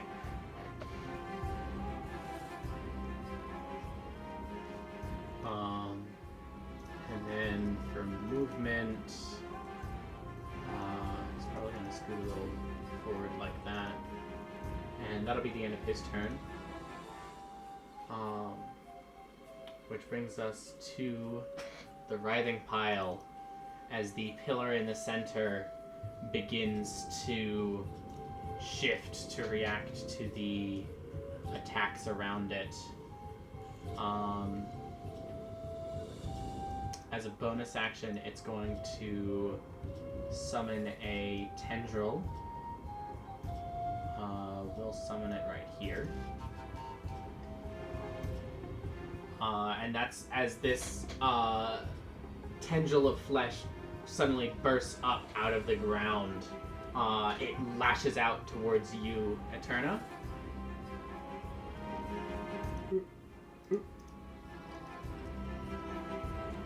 That's that one right there. So that is a 22 to hit. Eterna? 22 does it. Alright. So you take 7 points of bludgeoning damage and 5 points of necrotic damage, halved to 2 for a total of 9. And I need you to make a concentration check. Con save? Yeah, concentration check. For, I don't actually remember what spell you're concentrating on. Meteors. Oh, yeah. 19, you succeed. You keep your meteors.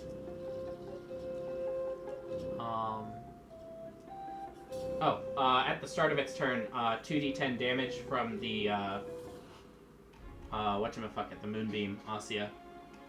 That is a con save. Okie dokie. Right? Con save for Moonbeam.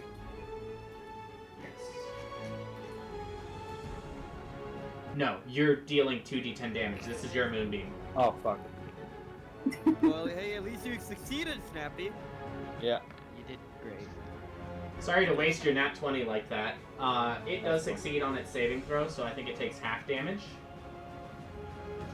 Which is 6. And immediately after that, you watch as a burst of energy travels along each of the tendons that are connecting this central pillar to the 3 creatures, and it regains 30 hit points. Oh. Oh, that's weird.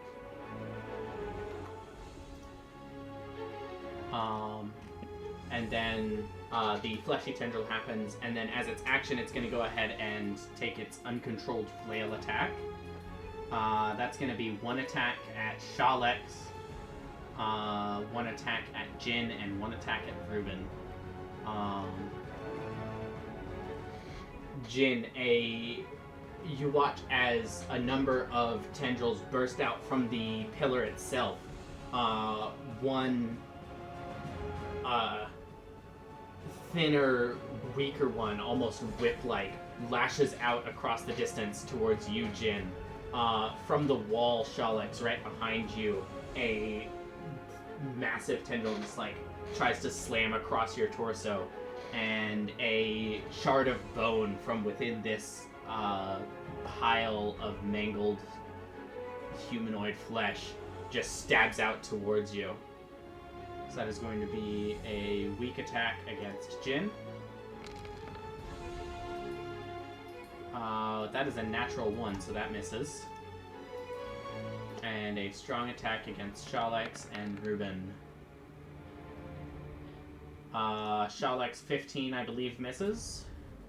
Misses. And 24 to hit Ruben. You take 11 points of piercing damage, halved to 5 because of your rage, as the bone stabs into you, and grazes your side.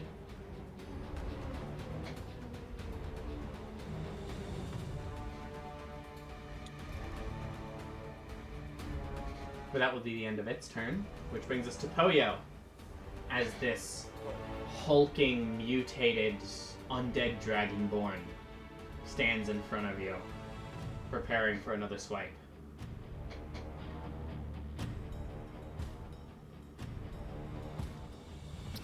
I'm gonna do some scooting.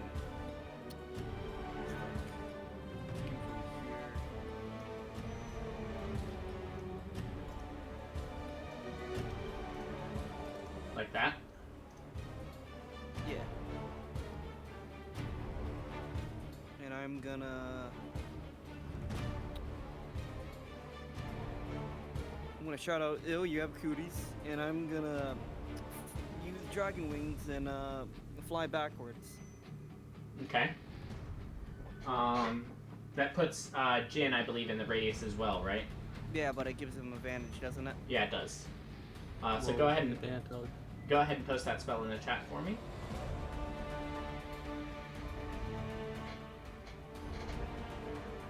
Each creature within 15 feet of you, so that puts Kombu as well. I can do it like 3 times, so... Yeah, so Jin and Kombu will have advantage, and then it'll be them two, the Fetid Executioner and the Mournful Slicer. We'll make dexterity saving throws. I'll roll for Kombu first. At advantage.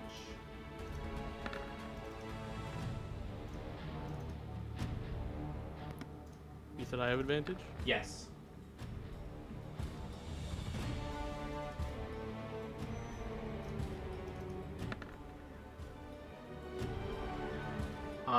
That is actually a success from everyone involved. Are you fucking Hell kidding yeah. me? Yeah, Kombu got a 20, Jin got a 17, the Mournful Slicer got an 18, and the Fetid Executioner got a 16. I forget, do they get damage at all, or is it just... Yeah, so everyone takes half damage. It's half, but it's not knocked prone. Nope. Man, I was really fucking betting on that half prone boat thing, man. Oof. That makes me sad. Alright, I'm gonna roll damage now. Yep. So that is 4d12 because you cast at 4th level, right?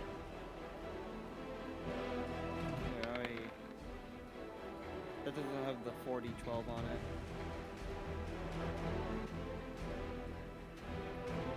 No, that doesn't. Want me to roll it again or just add like... Just roll 2 more d12s. The 15 is 2 d12, so just roll 2 more.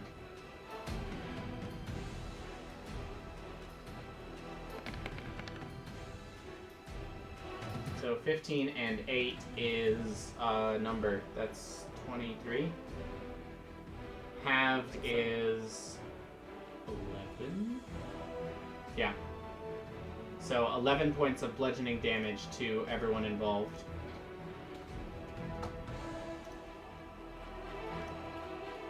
Jin and Kombu included. Oopsie. How much? 11. 11. And you can fly up to half your speed.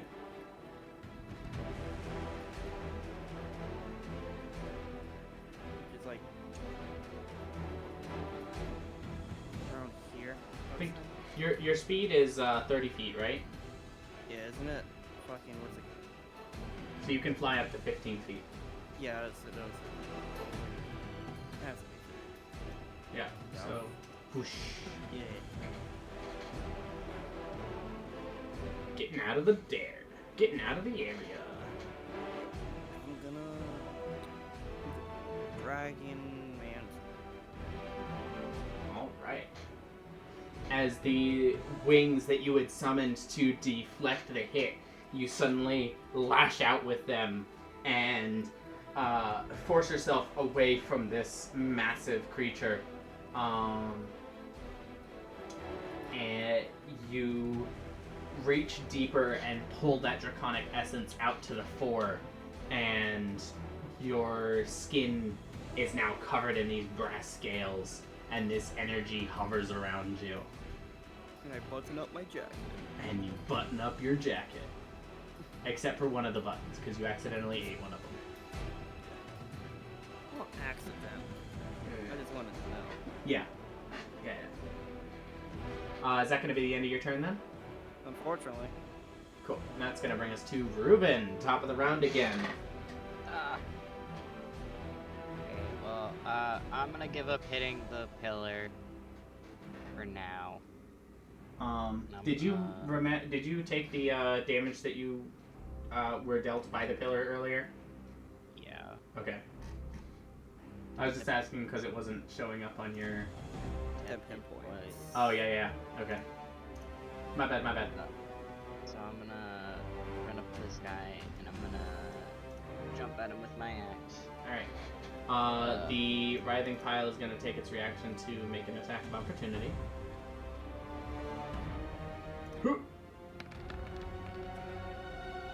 As a tendril lashes out towards you, that is an 18 to hit. 16 points of bludgeoning damage halved to 8.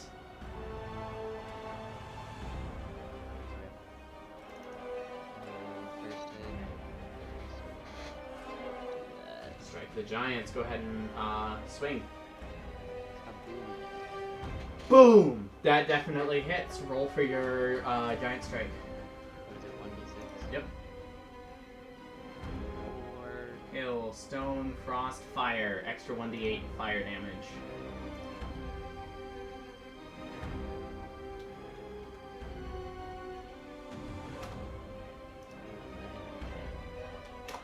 Very good.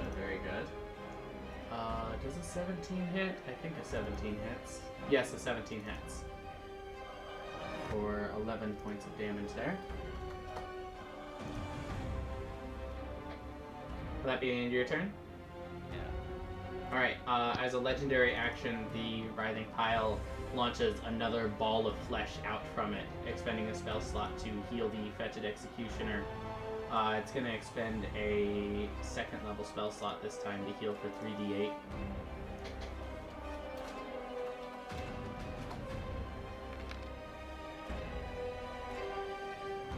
Hit points back.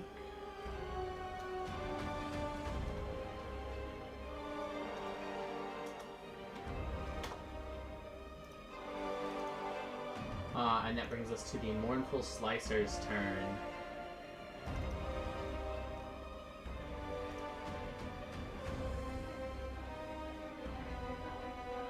And it's going to, one of its limbs is going to reach out and point towards you, Poyo.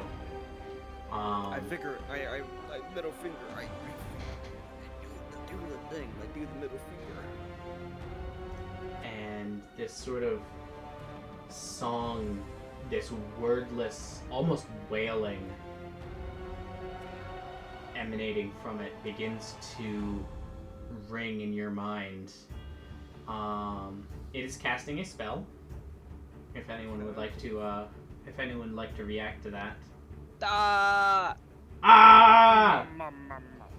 And so as this energy begins to float towards you, Poyo, off of the tip of one of its sharpened limbs, Ruben, you open up your inner magic and reach out, and this line of mental magic shifts away from Poyo and slams directly into your mind. Go ahead and make your intelligence saving throw at advantage.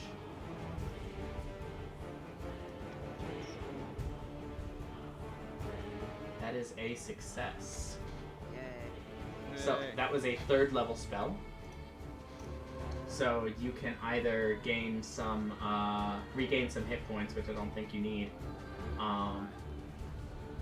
or you can take the advantage on attack rolls against the Mournful Slicer for 3 turns. So we'll go ahead and mark that on here. 3 turns of advantage. And it's only when I specifically hit him they go down, right? Or like 3 turns in total. 3 turns in total, and you only have advantage attacking him. But for the next 3 turns, any attacks you make against him are at advantage. Okay. As you your magic forms a sort of connection with the corrupted, residual magic left within this body from whatever mage it was born from. Fuck you. Due to its nimbleness, its movement does not provoke opportunity attacks, so it's going to go ahead and skitter its way over to here. And that will be the end of its turn. Well, that's disgusting. Yes. Which brings us to the flesh core.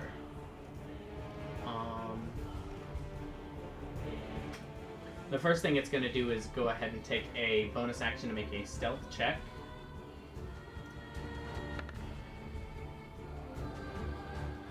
Asya, what is your passive perception? Passive perception is 11. 11. So that is a success. So you watch as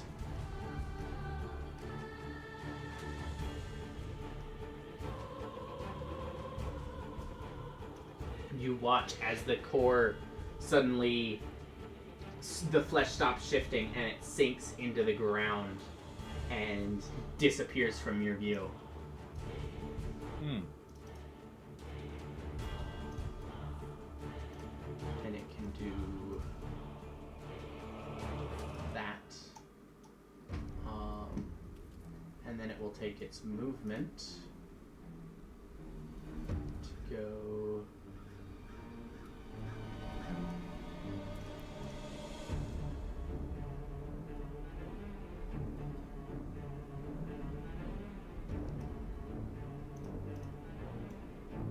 here.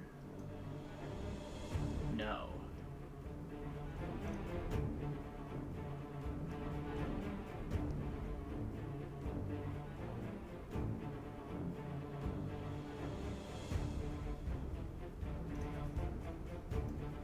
Here. And you watch as it reappears, hovering up from the ground, and a bolt of lightning fires out from it. That is a 100-foot line. So I need Asya, Ruben, Jin, and Kanvu to go ahead and make dexterity saving throws. He's really I gonna have advantage laser of us. those. You do because of your danger sense. Spidey sense.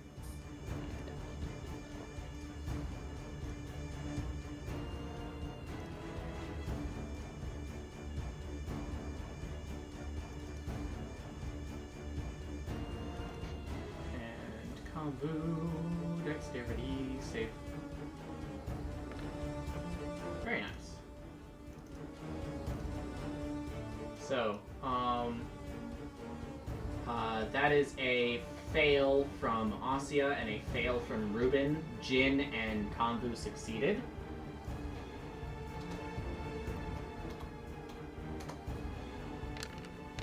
So Jin, because of your evasion, I believe you take no damage. Is correct. And then Ruben and Asya, 33 points of lightning damage, and Kanvu will take half that, which is 16. Damn.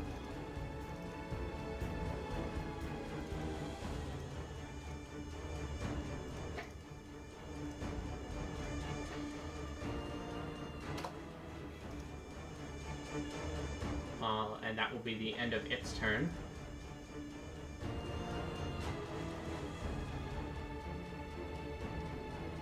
Yeah. Okay. Which brings us to Eterna, as you witness this blast of energy rip across the battlefield. The tendril next to you still holding in place, ready to strike again. Cool. I can take my bonus action before my action. Correct. Cool. Then I'm going to bonus action meteor the small ones. The flesh core and the fleshy tendril. Yeah.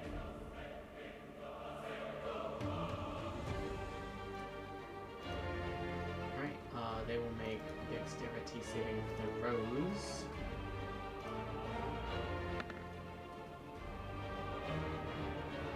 What's your DC? I want to say 15. Double check for me, because that's exactly what the core rolled.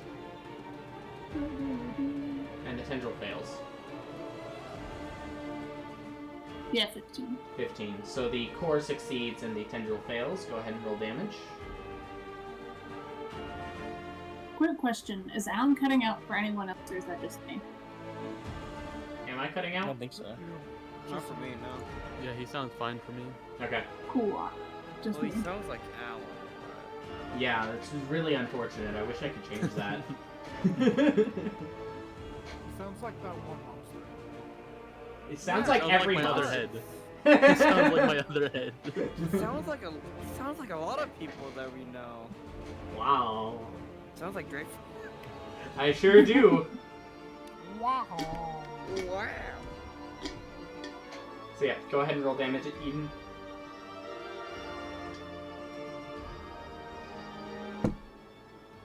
Ah, 5 points of damage.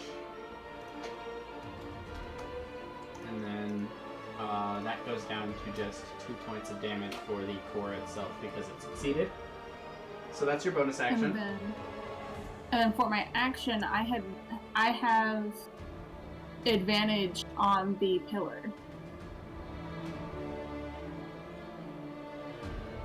Hmm? I have advantage on attacks against the pillar because of True Strike. Yes. Your And next single attack. Yeah. So I'm going to... Aha! 25 feet of movement. Get the fuck over here. Do-do-do-do-do-do. You are not inside the pillar yet. I better fucking not be. Don't worry, that's the second phase. And I'm going to swing my sword at advantage. 27 will definitely hit for 16 points of slashing damage. Very nice.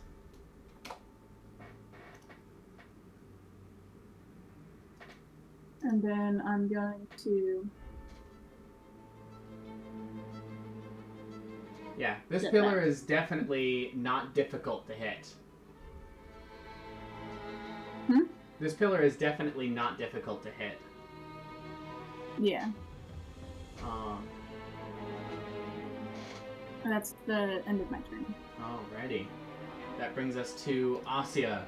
As you... Asya, will you go ahead and make a concentration check for Moonbeam? Moonbeam. That is... That is the right one. It is? Okay. Yeah, it's a Constitution saving throw. How much damage did you take? 33? Yep. Half of that is 16, which means 16 is exactly enough to succeed. So you maintain Moonbeam just barely. Very nice. Alright.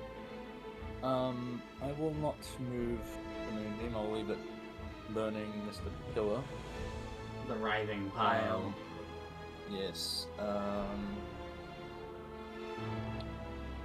will move over to this fella here. Okay. Stepping over to the tendril that the writhing pile summoned. Yes. Oh shit, I don't have any of the lay on hands moves, do I? That's not alright. I am going to just hit it with a warhammer. Just gonna smack it. Whack! Go ahead and take your attack. Yeah. 11 does hit, and 7 bludgeoning damage is enough to crush the tendril. Alrighty. So you do still have your second attack, which you can take after you move again. That was what, 15 feet, I think? Yeah, that was about right. So... I can get close to the big fella. Yeah. Right about there, would you say, or...? I think I'll move slightly to the right. Gotcha. Alrighty, that's the plan. I will now hit this guy. Boom! 22 definitely hits for 10 points of bludgeoning damage. Would you like to Divine Smite? That's a first level spell slot, right? Any level spell slot. The higher spell slot, the more damage. True. Alright, well, I'll just use the first level. That's an additional 2d8 radiant.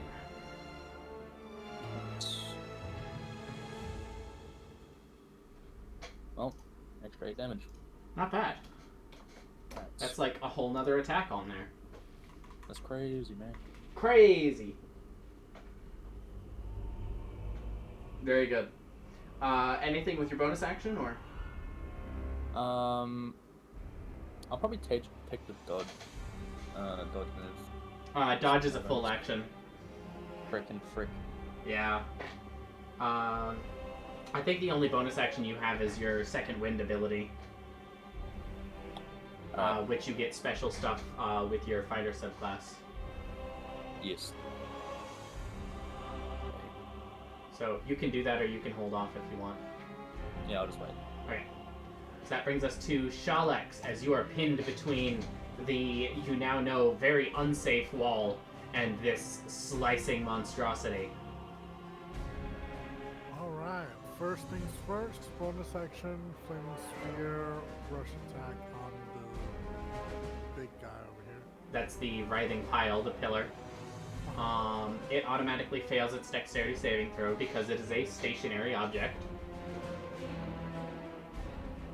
So go ahead and roll damage.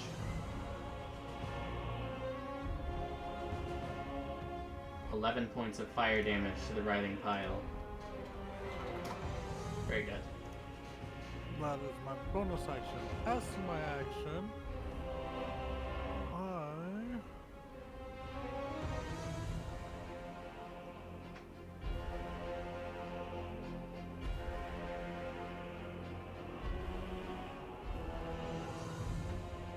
will cast a spell. Okay.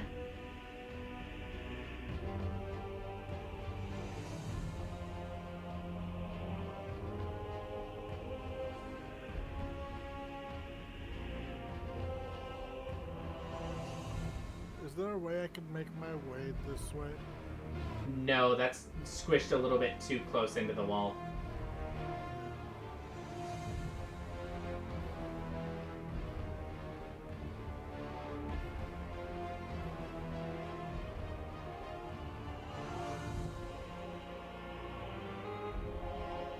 Oh, you're trying to map out a fireball, are you?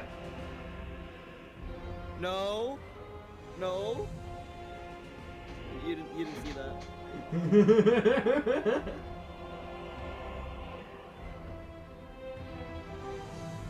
I'm gonna cast Withering. Very nice. Who needs healing more? Asia or Ruben? Both of them have definitely taken a good bit of hit from the lightning bolt. But Ruben does have his rage, so... Okay, so Asia it is. So, I will cast Withering Bloom at 3rd level, wasting my last 3rd level spell. Each creature of your choice in a 10-foot radius sphere.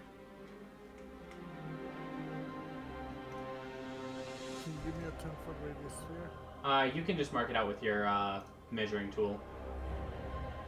So like here. Perfect. I can get both these creatures here. Yeah, you can get both creatures and Asio within the radius. I know that there was another creature around, right? You can see all of the creatures that exist. Okay.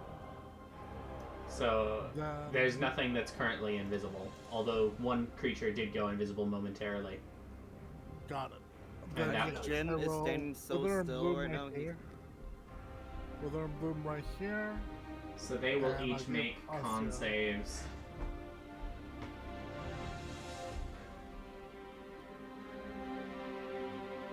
That is the Executioner and the Slicer. Constitution. The Executioner succeeds. And the Slicer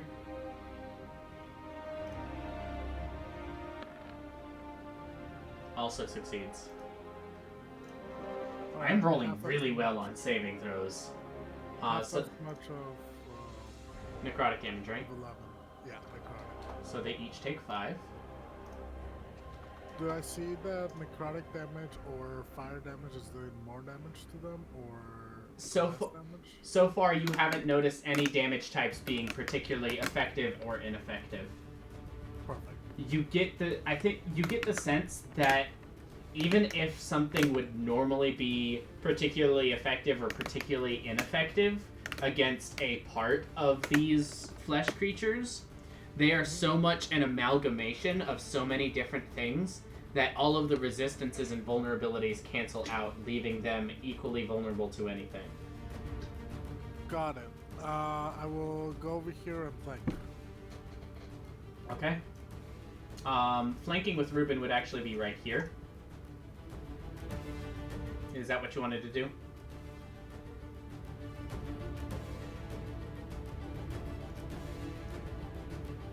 Because that's the flanking maneuver right there.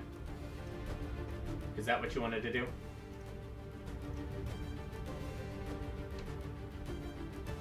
I'm going to take that silence as a yes. The Slicer is going to go ahead and take a attack of opportunity against you.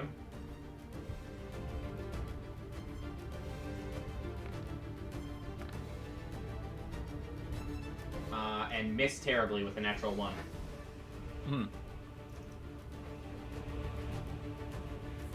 Will that be the end of your turn then, Silver? If you say nothing, that means yes.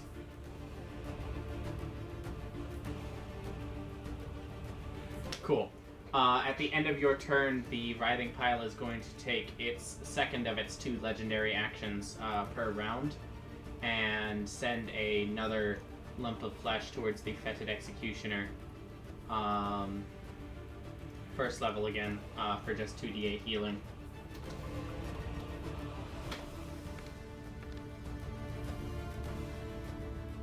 Wow. Very nice. 15 points.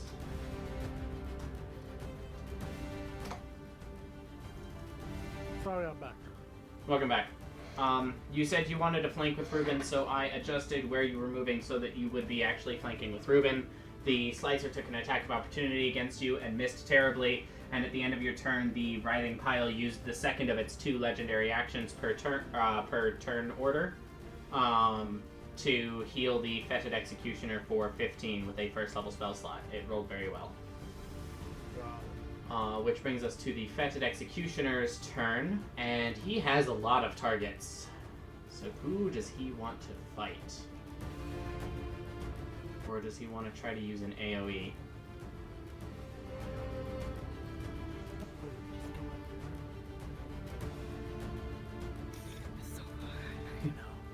It's so tempting. You can get everybody. I know it's so tempting, Silver. Don't tempt me. Do it. Please. Do it.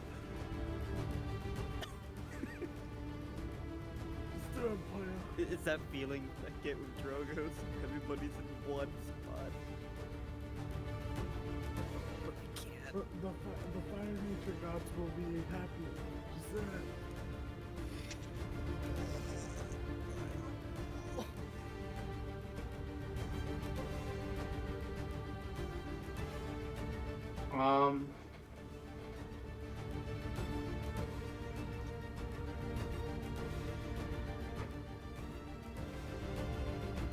Shoot. Okay.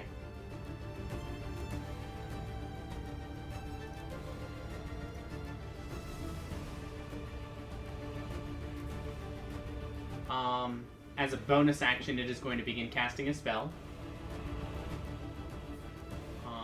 If anyone has a reaction to that. Going once, going twice. I fart. Congratulations.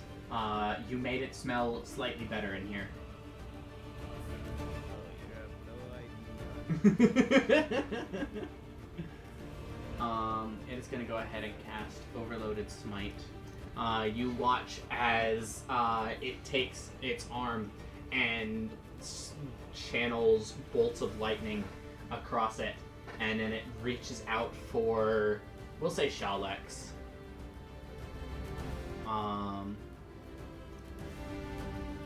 As a part of casting that spell, it is going to expend one of its sigils of blight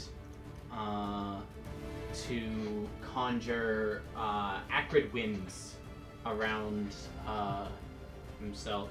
So that is going to increase his speed by 10 feet, and is going to make him not provoke opportunity attacks when he moves until the end of his turn. And so he is going to reach out towards Shalex and take his attack with his guillotine limb.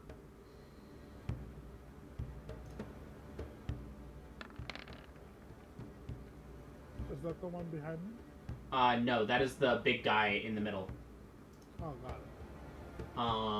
The Fetid Executioner.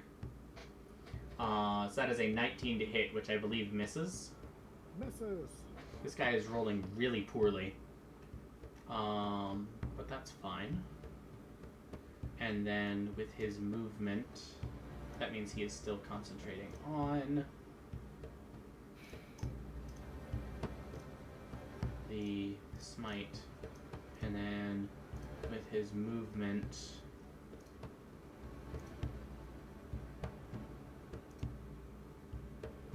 just going to move around to here. Check of opportunities? Nope. No, he used that ability to prevent that. But that will be the end of his turn because he can't hit anything apparently. Which brings us to Jin. Jin, kill him. He cheated. You didn't. Which one am I killing? Kill that guy. All of them? All of them. Kill all of them. Kill Ruben. Kill Konvu. Wait, kill Shalex, not me. Kill me. Kill Eterna. Kill Alan. I have 2 attacks, so I can hit 2 people. Second that kill Eterna. One of those people is gonna be Eterna, and one of those people is gonna be. I don't know. I think you should make both attacks against Alan. I don't know what Alan is, but he sounds dangerous. You know what? I like that idea. Hey, I know for a fact that Ellen is disadvantaged right now. Can't run away. I'll keep that in mind.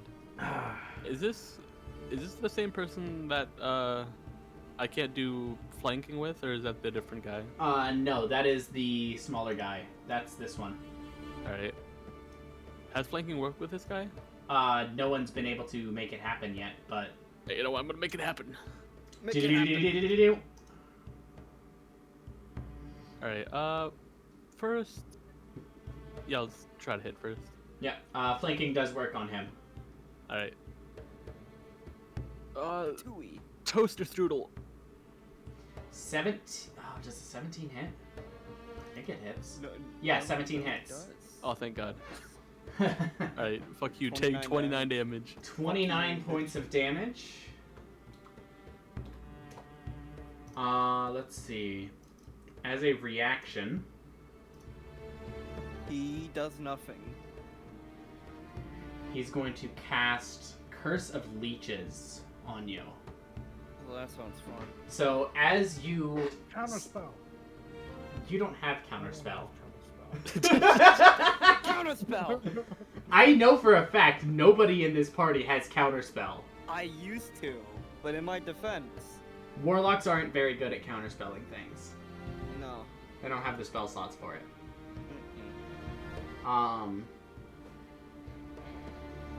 But as you strike forward towards it, he sees the attack coming, and instead of trying to dodge out of the way, a sort of tumor begins to form at that impact point.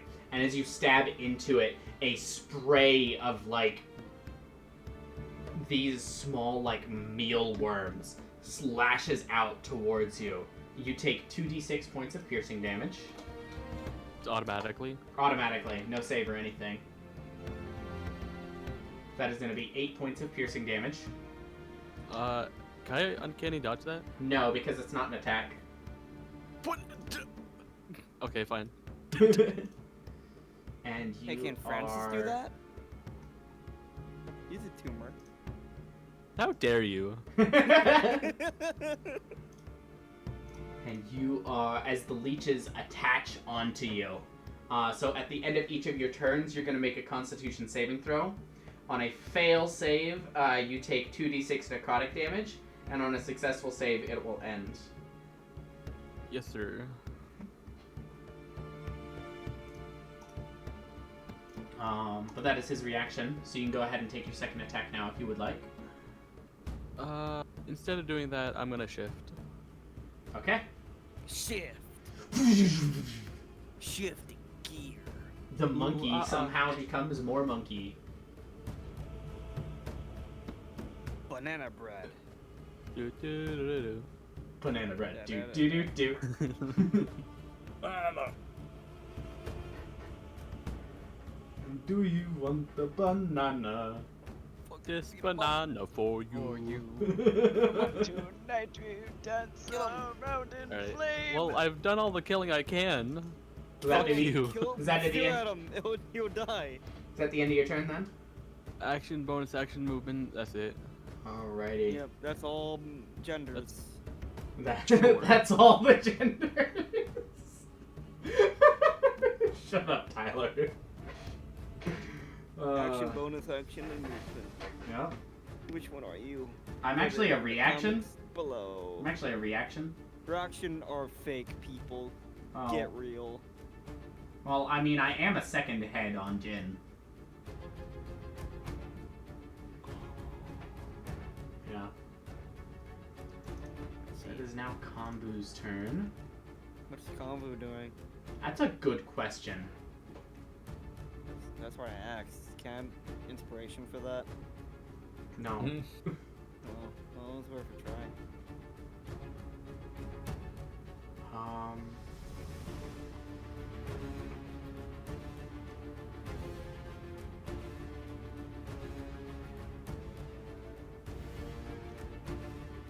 I think Kombu wants to throw down with this big man. So he's gonna go ahead and cast Spirit Shroud.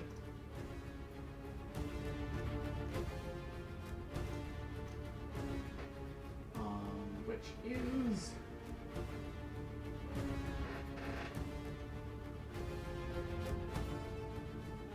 it's a 10-foot range. Options. Darkness. 10-foot circle. Save. Cool.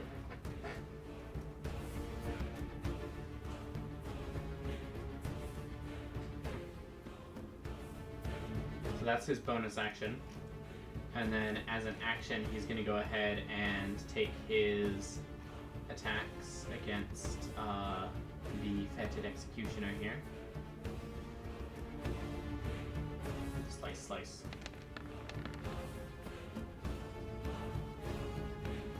Misses with the first one, but hits with the second for 6 and an additional D8 from Spirit Shroud.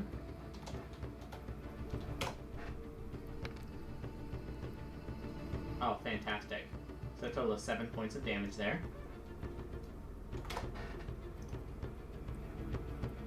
Roll a concentration check.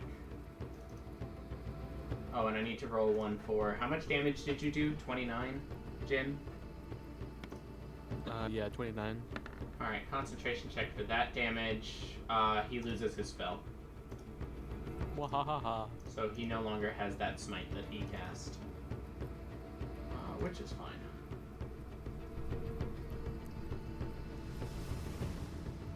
And then Kambu is going to go ahead and use Death Fangs on that attack as well to deal an extra 3d10.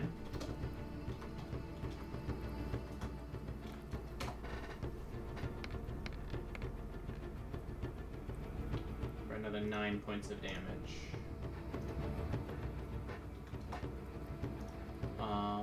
And that will be the end of Kambu's turn. I should have made those attacks at advantage. It's fine. Yeah. Which brings us to the writhing pile. There should be a writhing tree instead. It might as well be.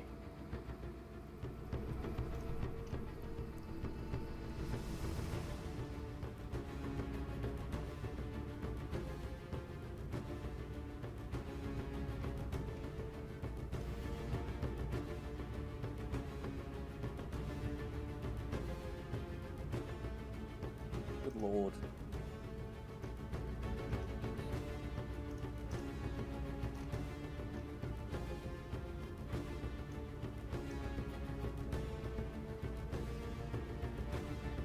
It's gonna go ahead and cast a spell. I should not do that. It's gonna cast Spike Growth.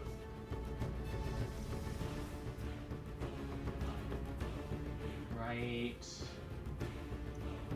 there.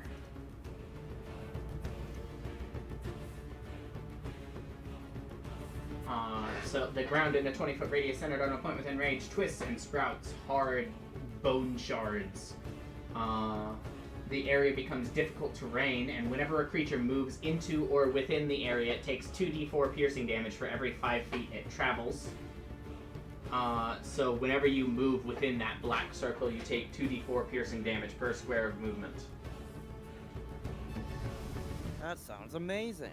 And it is also difficult terrain, so each square of movement costs double movement. But that is his action, which means it can't do its uncontrolled flail this turn. But it does take damage from Moonbeam, and then regenerate, and then summon a tendril. So if you will roll damage for me, good sir.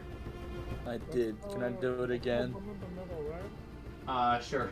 Sure, because I didn't know what that was. Okay. Yes, that's the one in the middle. Yeah, also take fire damage. Yeah. Yes, it does. Go ahead and roll that as well. Yay. Con save for the Moonbeam is a success, so that takes half damage. 13 halved is 6. Go ahead and roll your fire damage. It automatically fails the dexterity save.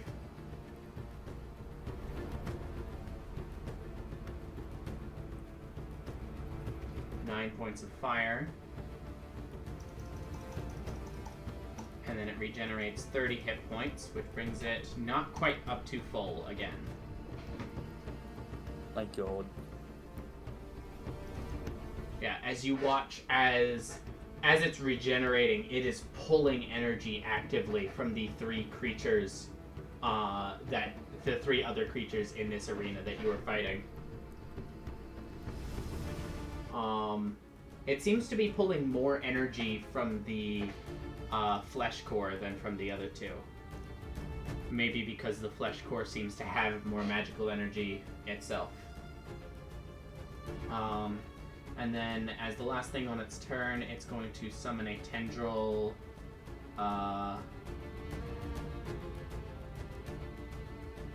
It'll do here. And it'll take that attack on Shalex.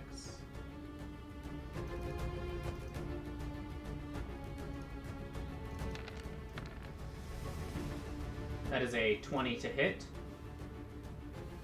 Shalex. Armor class is 20. I gotta use my reaction. Okay. Reaction for absorb elements. Well, this is bludgeoning and necrotic damage, so that does not apply. So you take 6 points of bludgeoning and 5 points of necrotic for a total of 11.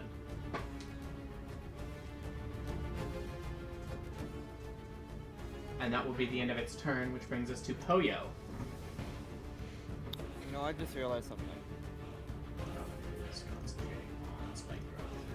Cool. I'm fucking stupid. I just fucking wasted my word and shit. I'm stupid. I should have not done that. Yeah, Because I was like, this is definitely a time when you would want to have your word. so that's the start of it. I don't know. I think I was in the mood of the filler Polio line. After our concentration. Good call. Thank you, Silver. Well, anyway.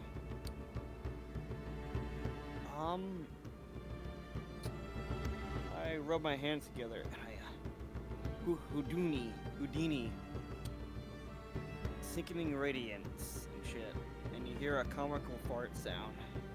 Ooh, that's gonna be good. Where are you casting it? Or what's the radius? So I can give you a thing. Double check. It's 30 feet. 30-foot radius? Yeah, and it goes through corners and shit. So, like, right there. Or cast it here and get this and this. Wow. And everybody takes 14. It's like 400 damage. Alright, so there you go. There's your thing. You can put it where you want it.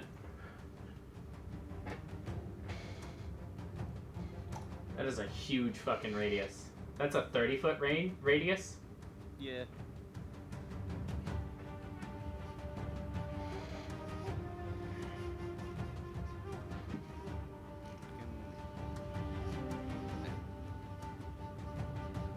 Very cool, very cool.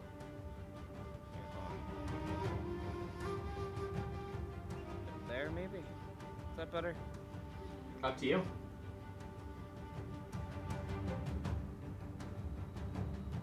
You could also scoot it down one if you wanted to be sure you got the pillar in the middle of it. Well, it goes through corners and shit. I would assume so, it would. I don't want to fuck anyone over by accident. Plus, it fucking, another cool thing about this guy can't go invisible anymore while in it. Yeah, why don't you go ahead and put the spell in the chat so that I know what all of the things it does. I know it requires Constitution saving throws. When a creature moves into the spell's area for the first time on a turn or starts its turn there, con save or take 4d10 radiant damage and a level of exhaustion, and emits a dim greenish light in a 5-foot radius. Makes it impossible for the creature to benefit from being invisible. Okay. So you are concentrating on that. Yep. And at the start of the turns, we'll go ahead. At the start of their turns, we'll roll damage and stuff. I didn't mean to do that, though. Yeah, it's all good. Ignore that. At least we can ignore the 3-3-3-1 that you rolled on those 4d10. Yeah, that was kind of sad. That's very sad. So that is your action to cast that. I think it might be smart to save my bonus action. Well, not save my bonus action, but my shift ability. Maybe. Up to you. Actually, you know what? Fuck you. Fuck you. No, I'm shifting. If Jin is shifting, you can't do that. I want to shift. I'm shifting too. Alright, so go ahead and shifting maneuver. That's pretty swoopy. 13. Nice. That's how many fucking rounds it's gonna take me to beat you. Will that be the end of your turn then, Poyo? Mm-hmm. Okay. At the end of your turn, since the Writhing Pile has gotten its 2 legendary actions back from having its turn, it is going to expend a 3rd level spell slot to heal the Fetid Executioner for 4d8. How many fucking spell slots does it have? I think I should add that many. It is running lower than I want it to, but 20 hit points is nothing to scoff at.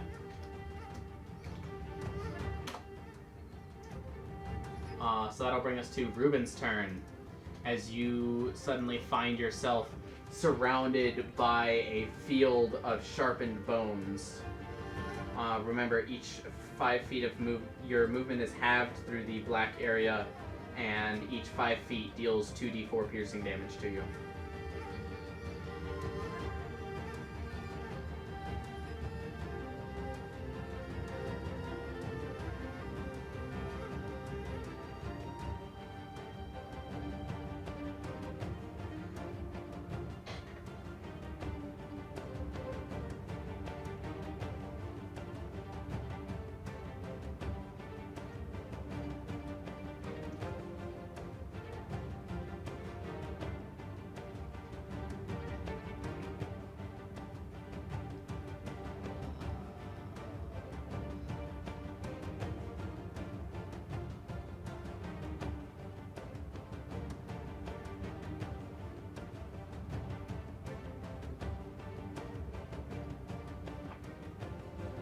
You know what? I can take it. Can I get to here? You can. Yep, so 10, 20, 30, 40. So that is 4 squares. So that is 2d4 for each square. So that is 8d4 piercing damage. And this is halved because it's piercing damage and you're raging. So you take 24 halved is 12 points of piercing damage as you are walking basically through a bed of nails and exposed needles, but all made of bone. Alright, motherfucker. Man, this is just like daycare. You feel your legs and feet torn up as you walk through.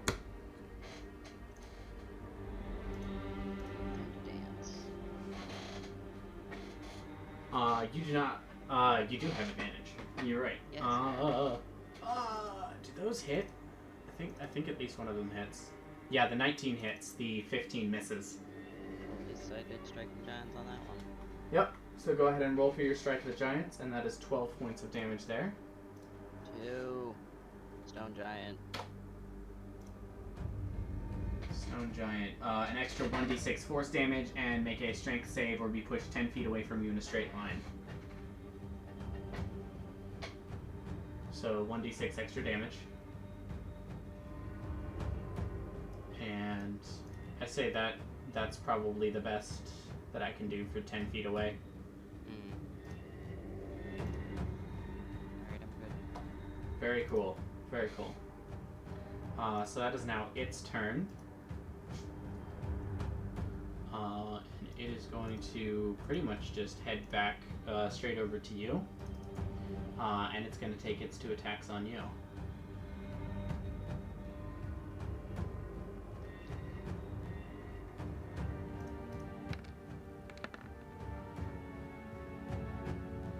That is a 16 to hit, which I believe misses. 16 is equal to my armor class. Okay, so that is 8 points of slashing damage halved to 4. And then a 26 to hit, for 6 points of slashing damage halved to 3. So you take a total of 7 this turn.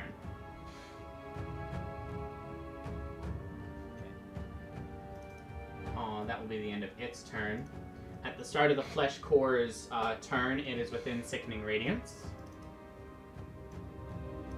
So it'll go ahead and make a Constitution saving throw.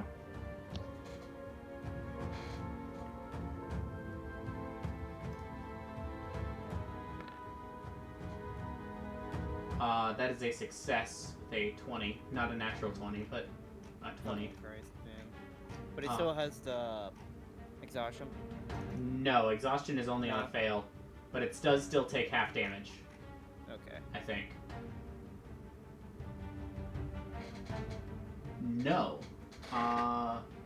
Succeed on a con save or take 4d10 radiant damage, exhaustion, and impossible. Yeah, it doesn't do any damage on a successful saving throw. That sucks. That's stupid. Why does that not deal damage on a failed save?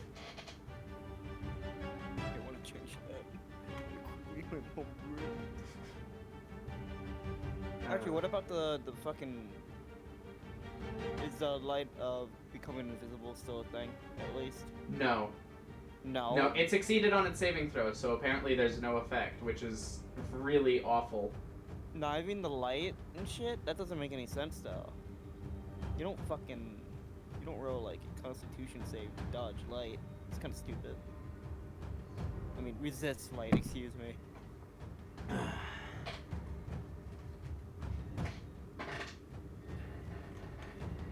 I don't know. I kind of think it should deal half damage on a successful save, so I'm going to say that it does.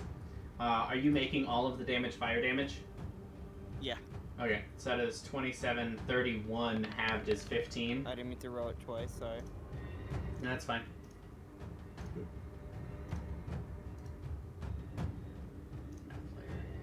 Wait, what? Fuck. Hold on. God. There we go. Haha. So that is 15 points of fire damage to it. And then what the hell is it gonna do for its turn? Everyone's kind of in a group. That's probably useful.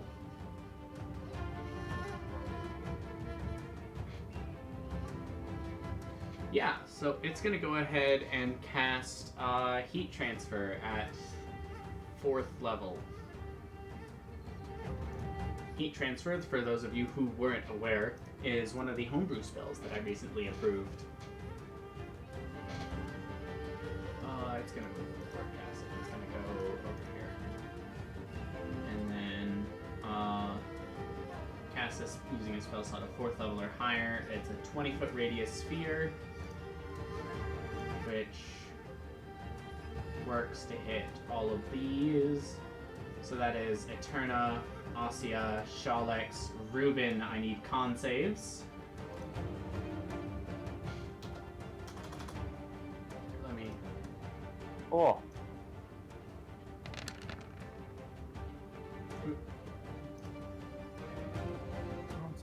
Yep, con saves. That's the one I got rid of, right? Or is that... Yeah, that's the one you have disadvantage on.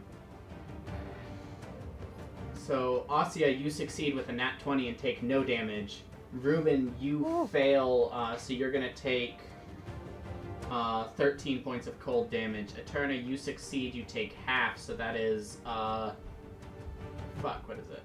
6 points of cold damage. Shalex, you fail, so you take 13 points of cold damage. I'm sorry about this. Okay. That'll cut it down to 6. And then it's going to fling the fire damage off at Kombu, which a 21 does hit Kombu for 13 points of fire damage.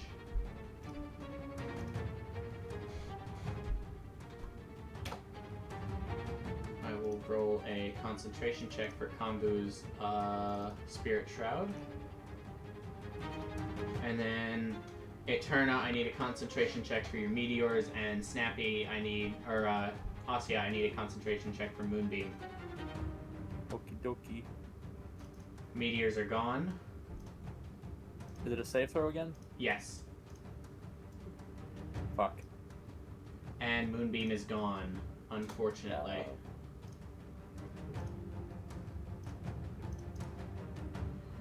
That's rough. But that's a cool spell, and it was fun casting it. Yeah. So that'll be the end of its turn. Yeah. That'll bring us to Eterna. As you feel the cold sapped out of you, and you are surrounded by this spike field hazard. No, I'm not. No, you're not? No, I'm not. Whoa! Yeah, that'll do it. The spike field is gone. Whoa. Shit, out of here. Absolutely. I will be right back.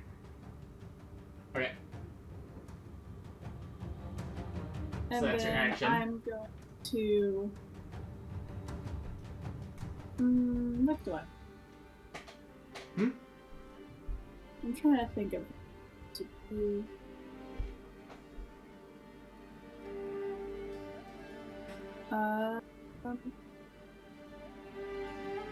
You know what?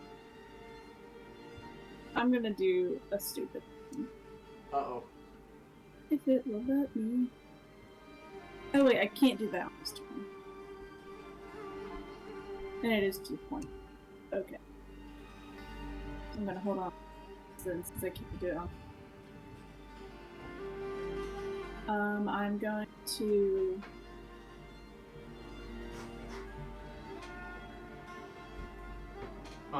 Given that we're getting close to time, we're probably going to finish this initiative order, and then we'll call it there.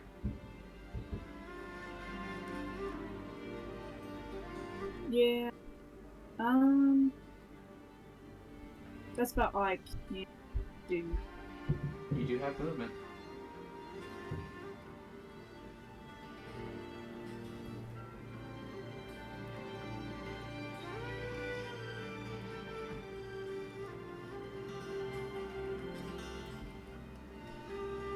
I'm gonna go over. You have a 45-foot movement speed? Yeah! Nice. Yeah, Turner's got some fucking legs.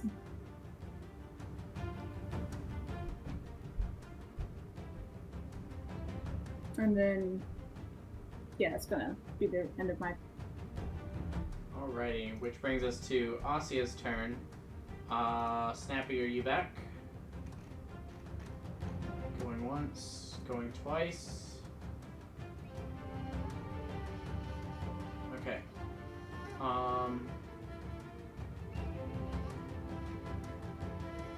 I think,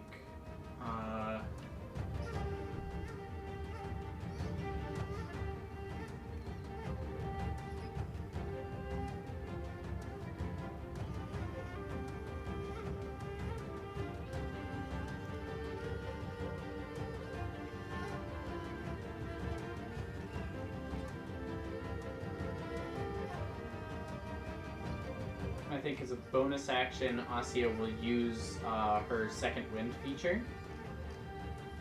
which also does Rallying Cry.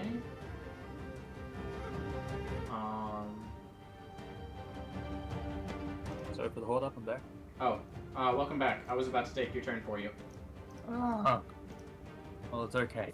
I have arrived in time. Welcome Okay, back. so what did I miss? What did Eterna do? Eterna dispelled the spike field and then ran over here. And said that she was thinking about doing something stupid and then couldn't. Aww. You're disappointed. What's this fella right here again? That is the Mournful Slicer. That is the sort of like multi-limbed bladed creature that has been like howling and wordlessly singing this entire time. Oh, lovely. Okay. And then this is the Flesh Core, which was the sphere of flesh and energy that cast the lightning bolt and went invisible. And this is one of the tendrils. You've already squished one of them. Okay. But the thing summoned another. Alright, I'm gonna get to the side of this of the slicer. Okay. And I'm gonna first off cast Cure Wounds on Ruben. Wait, no, I have to be closer. I'm gonna step over next to Ruben. Okay. And I will cast Cure Wounds. First level or second level? I will go ahead and cast it at second level. Gotcha. So I will now be out of second level spell slots. Big sad. Yep.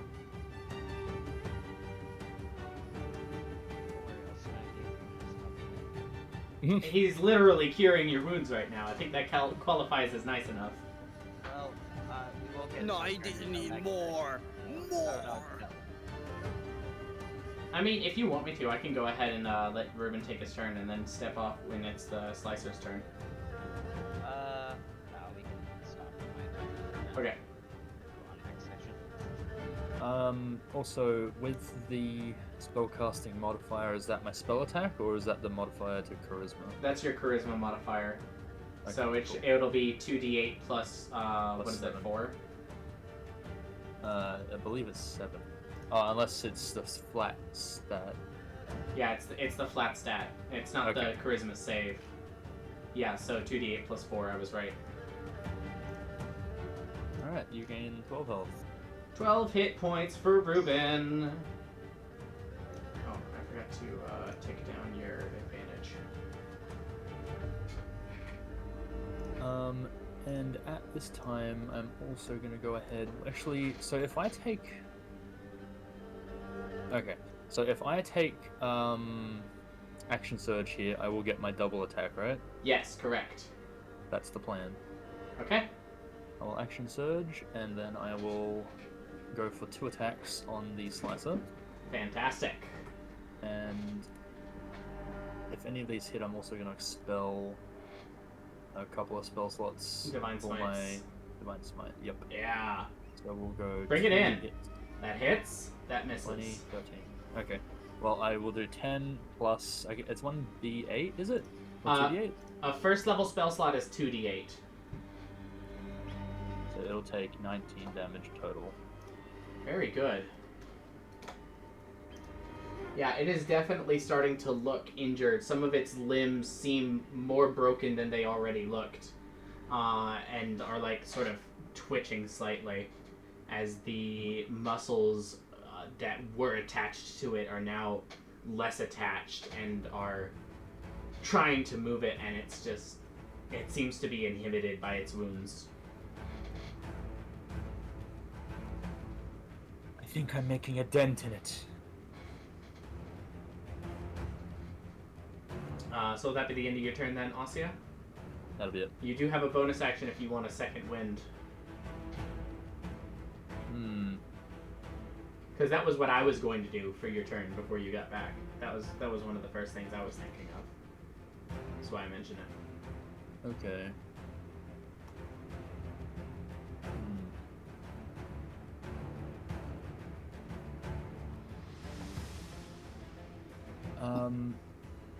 So the second wind ability I have allows me to use it in an AoE. Yeah, because I'm a. Yeah. 3 creatures of your choice within 60 feet that can see or hear you. So that would be literally any of your allies. You can just pick 3 people to regain those hit points. Yeah. Okay. I'm gonna. Well, I guess that's a good idea. So I'm gonna use that on Ruben, Kambu, and Jin. Oh, using it on Kambu. That's not. You- I'm surprised really Osio would excited. do that. Well, you know. Bagel. Bagel, I guess. In the you know, you gotta separate your friends from foes in the heat of combat. Fair enough. So, Shalex, Ruben, and Kambu each regain 3 hit points because that's your fighter level, and then you get 1d10 plus 3. Okey-dokey.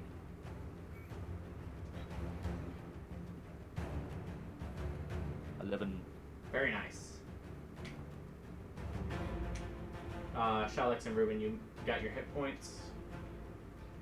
And that will bring us to Shalex's turn. All right.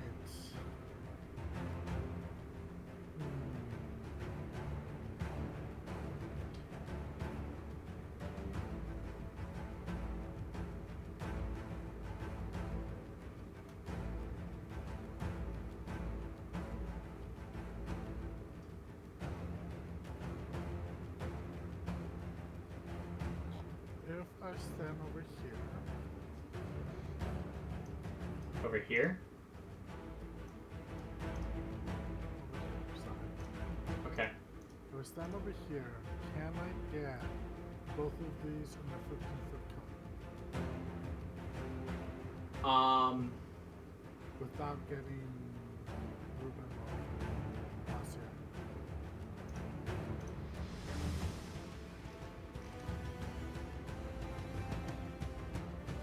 Well, I tell you what. That is a 15-foot cone. So...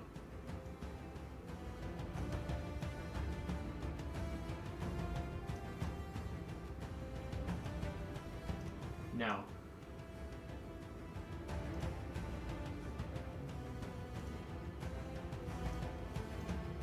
Alright, then instead of doing that, I turn to them and say, you guys got this, right? And then I start. Where are you going? To the core. The writhing pile. The flesh core is this up here. Alright, to the writhing pile. There you go. I'm going to cast...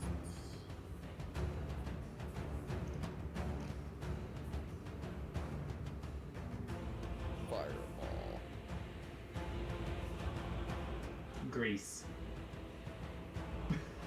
Darkness. Using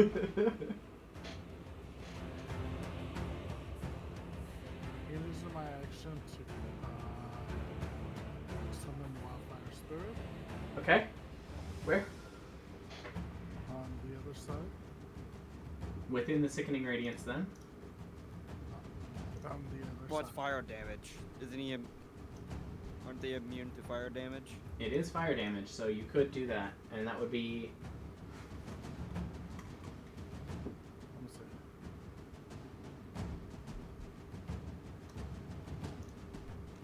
Immunity's fire.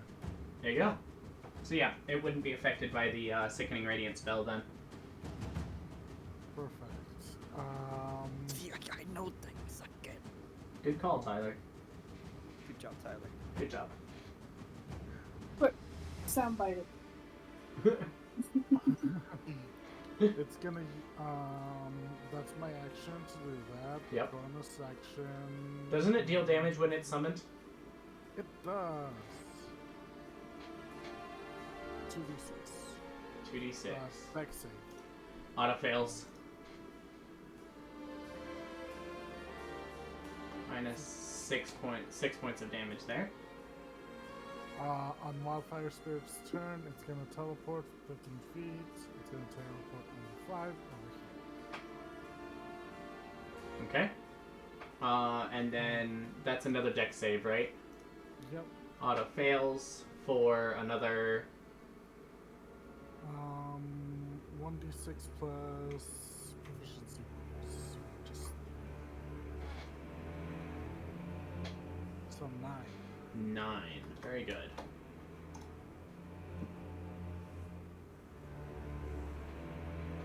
That is action and movement. Yeah, movement. Okay. That brings us to the Fetid Executioner, who will maybe be able to land a hit on somebody at some point.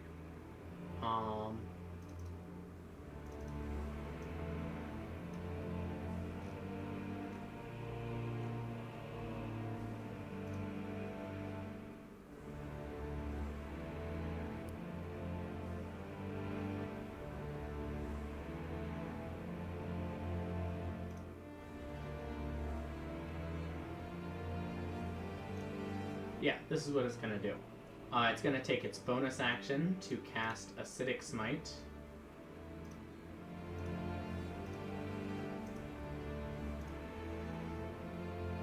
And then it's going to take its action to make its attack against Eterna as the Grasping Claw reaches out for you of the guillotine limb.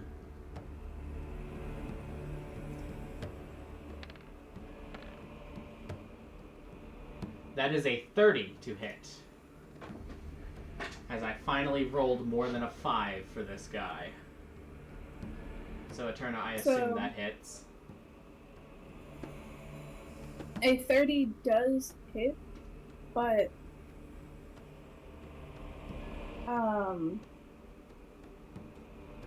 I need to make a dex throw, but because of my armor, I make the dex throw with advantage. Do you?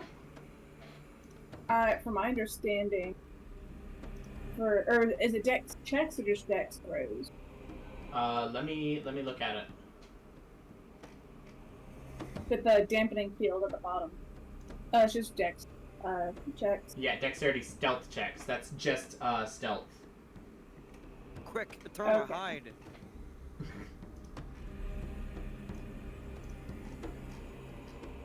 So let me.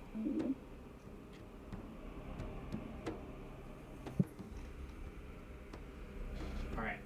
So let's do damage first. It's going to go ahead and expend one of its sigils of blight on the hit to deal a little bit extra damage with toxic armament.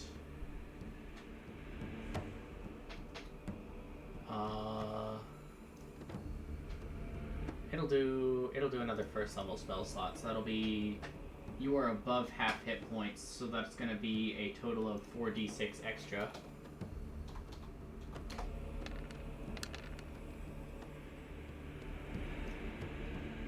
So, and then 1d6 extra acid damage from the smite.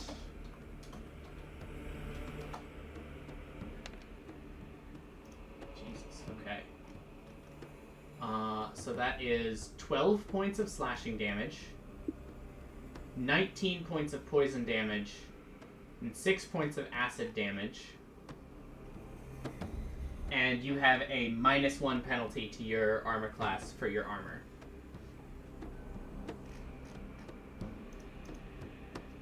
So yeah, my AC is down 1, and then, so how much damage is that second?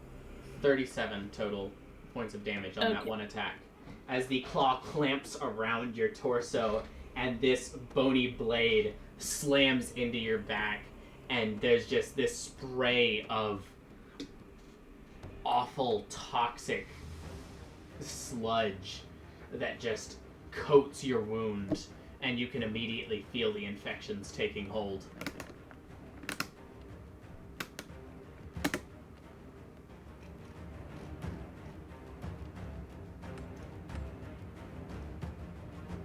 So that is going to be the end of its turn. Which brings us to Jin, as you've just watched Eterna get obliterated by this thing.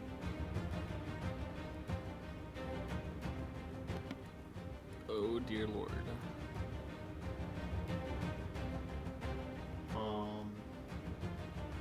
Sure. Konvu will call out, "Don't worry, I can heal her." Well, it's a good thing because I can't heal her. Don't worry about healing me, just worry about killing it. But don't heal it. You know what? I was thinking about healing it, but I guess I'll hit it. I guess that's why I blurted it out. No, I said killing it. No, I said heal it after. Oh. Good. Make it jokey. Alright, I want to kill it and then heal it with my other sword. Gotcha. Right. Spadoogle. 18 hits for 28 points of damage there. Very nice. Do it again. Fucker. Yeah, let me do it again, fucker. 24 hits for another 10. 38 damage? Yeah, that's pretty good. That's really good, actually. Big boy damage. That was more than half of its current hit points. It is looking rough.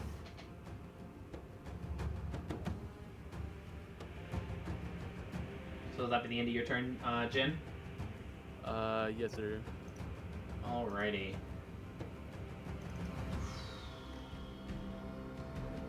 Yeah, I think Konvu is all in. We're gonna go with Hexblade's Curse. On it as a bonus action, and then 2 attacks with the scimitar.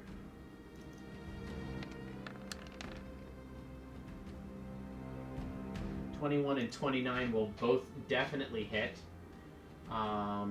Each one of those deals an extra d8, so from the Spirit Shroud.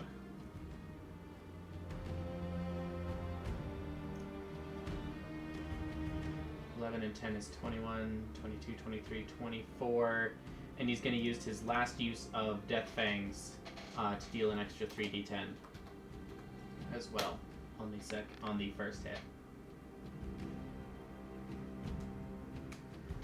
And so with 2 slashes, Konvu manages to hack the guillotine limb off of this massive creature's body, and as the limb collapses to the ground, there's like a audible thud, and you can feel the ground sort of shake slightly as this massive limb falls and slowly begins to be reabsorbed into the flesh around you, and the creature falls a couple seconds afterwards.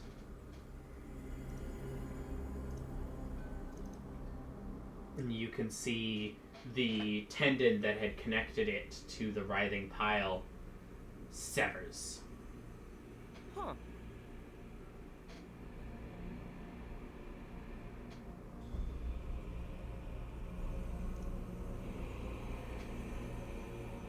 And Konvu is going to step over here to be ready to heal Eterna.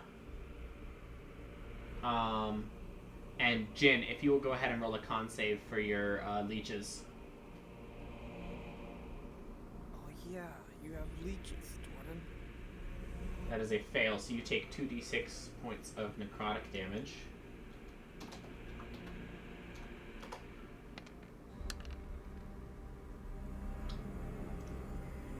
But the spell ends when the creature falls. No. At the start of its turn, the writhing pile is within the Sickening Radiance. So what is that, a con save?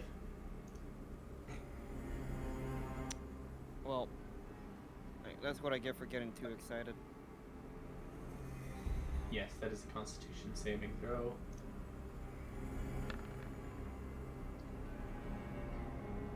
Yeah, definitely succeeds. So that'll be half damage, 14, 18.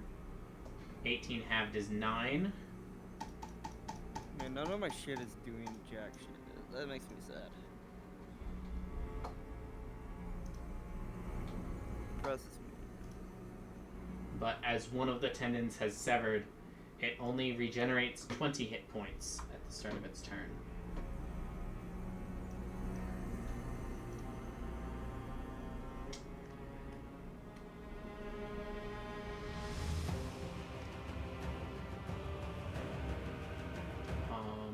We'll start with the fleshy tendrils. It's going to summon one here. That will lash out at you, Poyo. But that's not fair.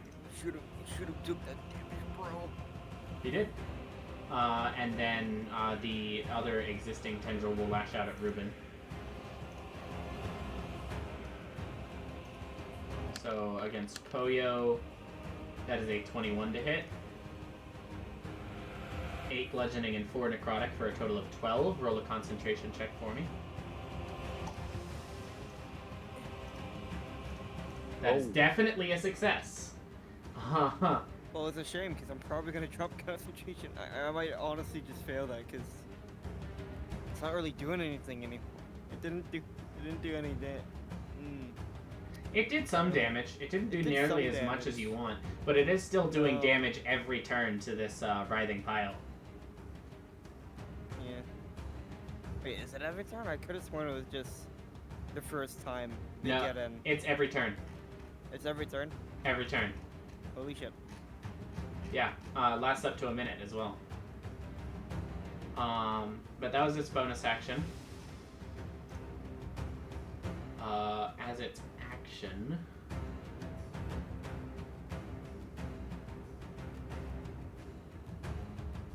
What was its damage? 12. 12? Yeah, 12 total.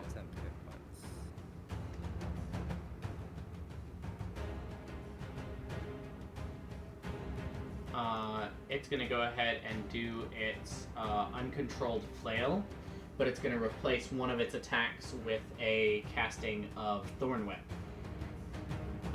So that is going to be the Thorn Whip at Poyo, and then a strong flail at Shalex, who is close enough to the pile, and Jin, who is close enough to the edge. So we'll start with the Thorn Whip at Poyo. 22 to hit for probably the worst damage I've ever seen rolled. So that is on 3d6, 4 points of piercing damage as this lashes out towards you and pulls you 10 feet closer. Listen, I'm not interested, man. Based on the way the writhing pile writhes in response, you get the sense that it doesn't give a shit. And then... That's another concentration save, isn't it? Yeah, it's another concentration check. I'm pretty sure it's at advantage, right? Or I have the... Yeah, you have the thing. Yeah. 7. And 7. And 7. Yeah. So... That goes away. That goes away. I didn't want it anyway. God, fucking... And then the 2 strong attacks against Jin and Shalex. Jin, 27 to hit. I'm rolling really well on these. Oh, yeah, sure, why not? Yeah, take 8 points of bludgeoning damage, if you please. And Shalex, 25. For 13 points of bludgeoning damage. Did I use my reaction? You have not used your reaction, so you can uncanny dodge that if you'd like. Yeah, I will. Okay. Cuts that down to 4 points of damage to you. And Shalex 13. Because I assume a 25 hits. I don't think anybody here has higher than a 25 armor class. Well, actually... Shut the fuck up.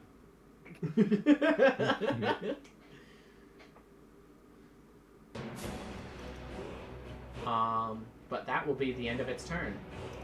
Which brings us to Poyo. For the last turn for this session, what would you like to do?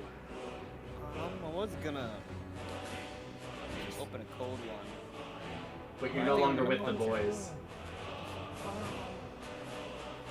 I don't have any spell slots. That's why I was gonna open a cold one. So it's kind of too late for that. Fireball it. I believe in you. Give me a spell slot then. There you go. Thank you. Fireball. Because he's Fireball. He's within my reach. I slapped him. He is within your reach. So after getting hit by the fleshy tendril and then by the thorn whip, which is also a tentacle-y thing, now Shalex's tentacle arms are also hitting you. Shalex, what the fuck? Get in on it. It looked fun. Damn it, Shalex! Alright, Alan, cool question. Yes. Is this flanking, or do I need to get, like, go up one? You would need to go up one, and then it would be flanking. Alright, as it's pulling me, and I'll do a little spinny maneuver. Like if I had, like if you knew how to play football. Yeah. I just tug on his... Yeah, Shalex lashes out and just, like, pulls you close. I wanted to be here anyway. Pow! And... advantage... punches. Punch. Bang. Hits. Bang. Hits. Fucking hit. I bet I mean a bill. So that is 8 and 6. So that's if I can do some math.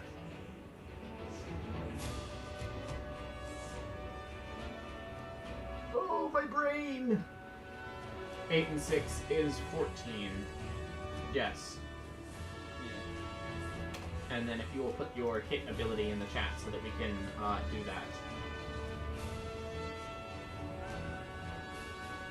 Its AC can't be higher than 13. It has disadvantage on all saving throws, and it takes an additional 1d6 fire damage each time it takes damage from any source. So its AC is already significantly lower than 13. Yeah. But the extra damage, I'm sure, will be very nice, and disadvantage on all saving throws is a very useful thing to have as well. Yeah. So I will go ahead and mark that. And I yell out, Prime Dragon! Do it, combo! Bitch! Pop off! Just looking at these, do you think,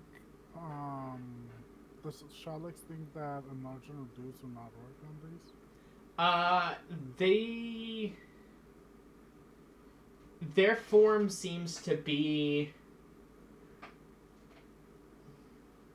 I don't know, maybe. Is it similar to the golem that we fought before? It's not a golem, but it seems to be very much in control of its own form. It might be too amorphous for any kind of enlarging or reduction effect to mean anything.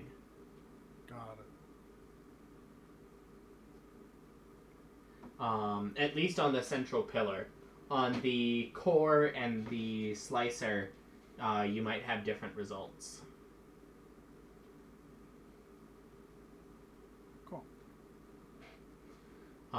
But was that the end of your turn then, Poyo? Yep.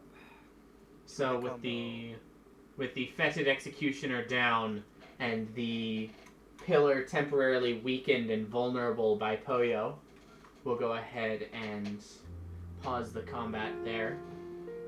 Alright, we gotta go. Bye. See you, Silver. See ya. And we will see you all back next week for the riveting conclusion to this boss battle.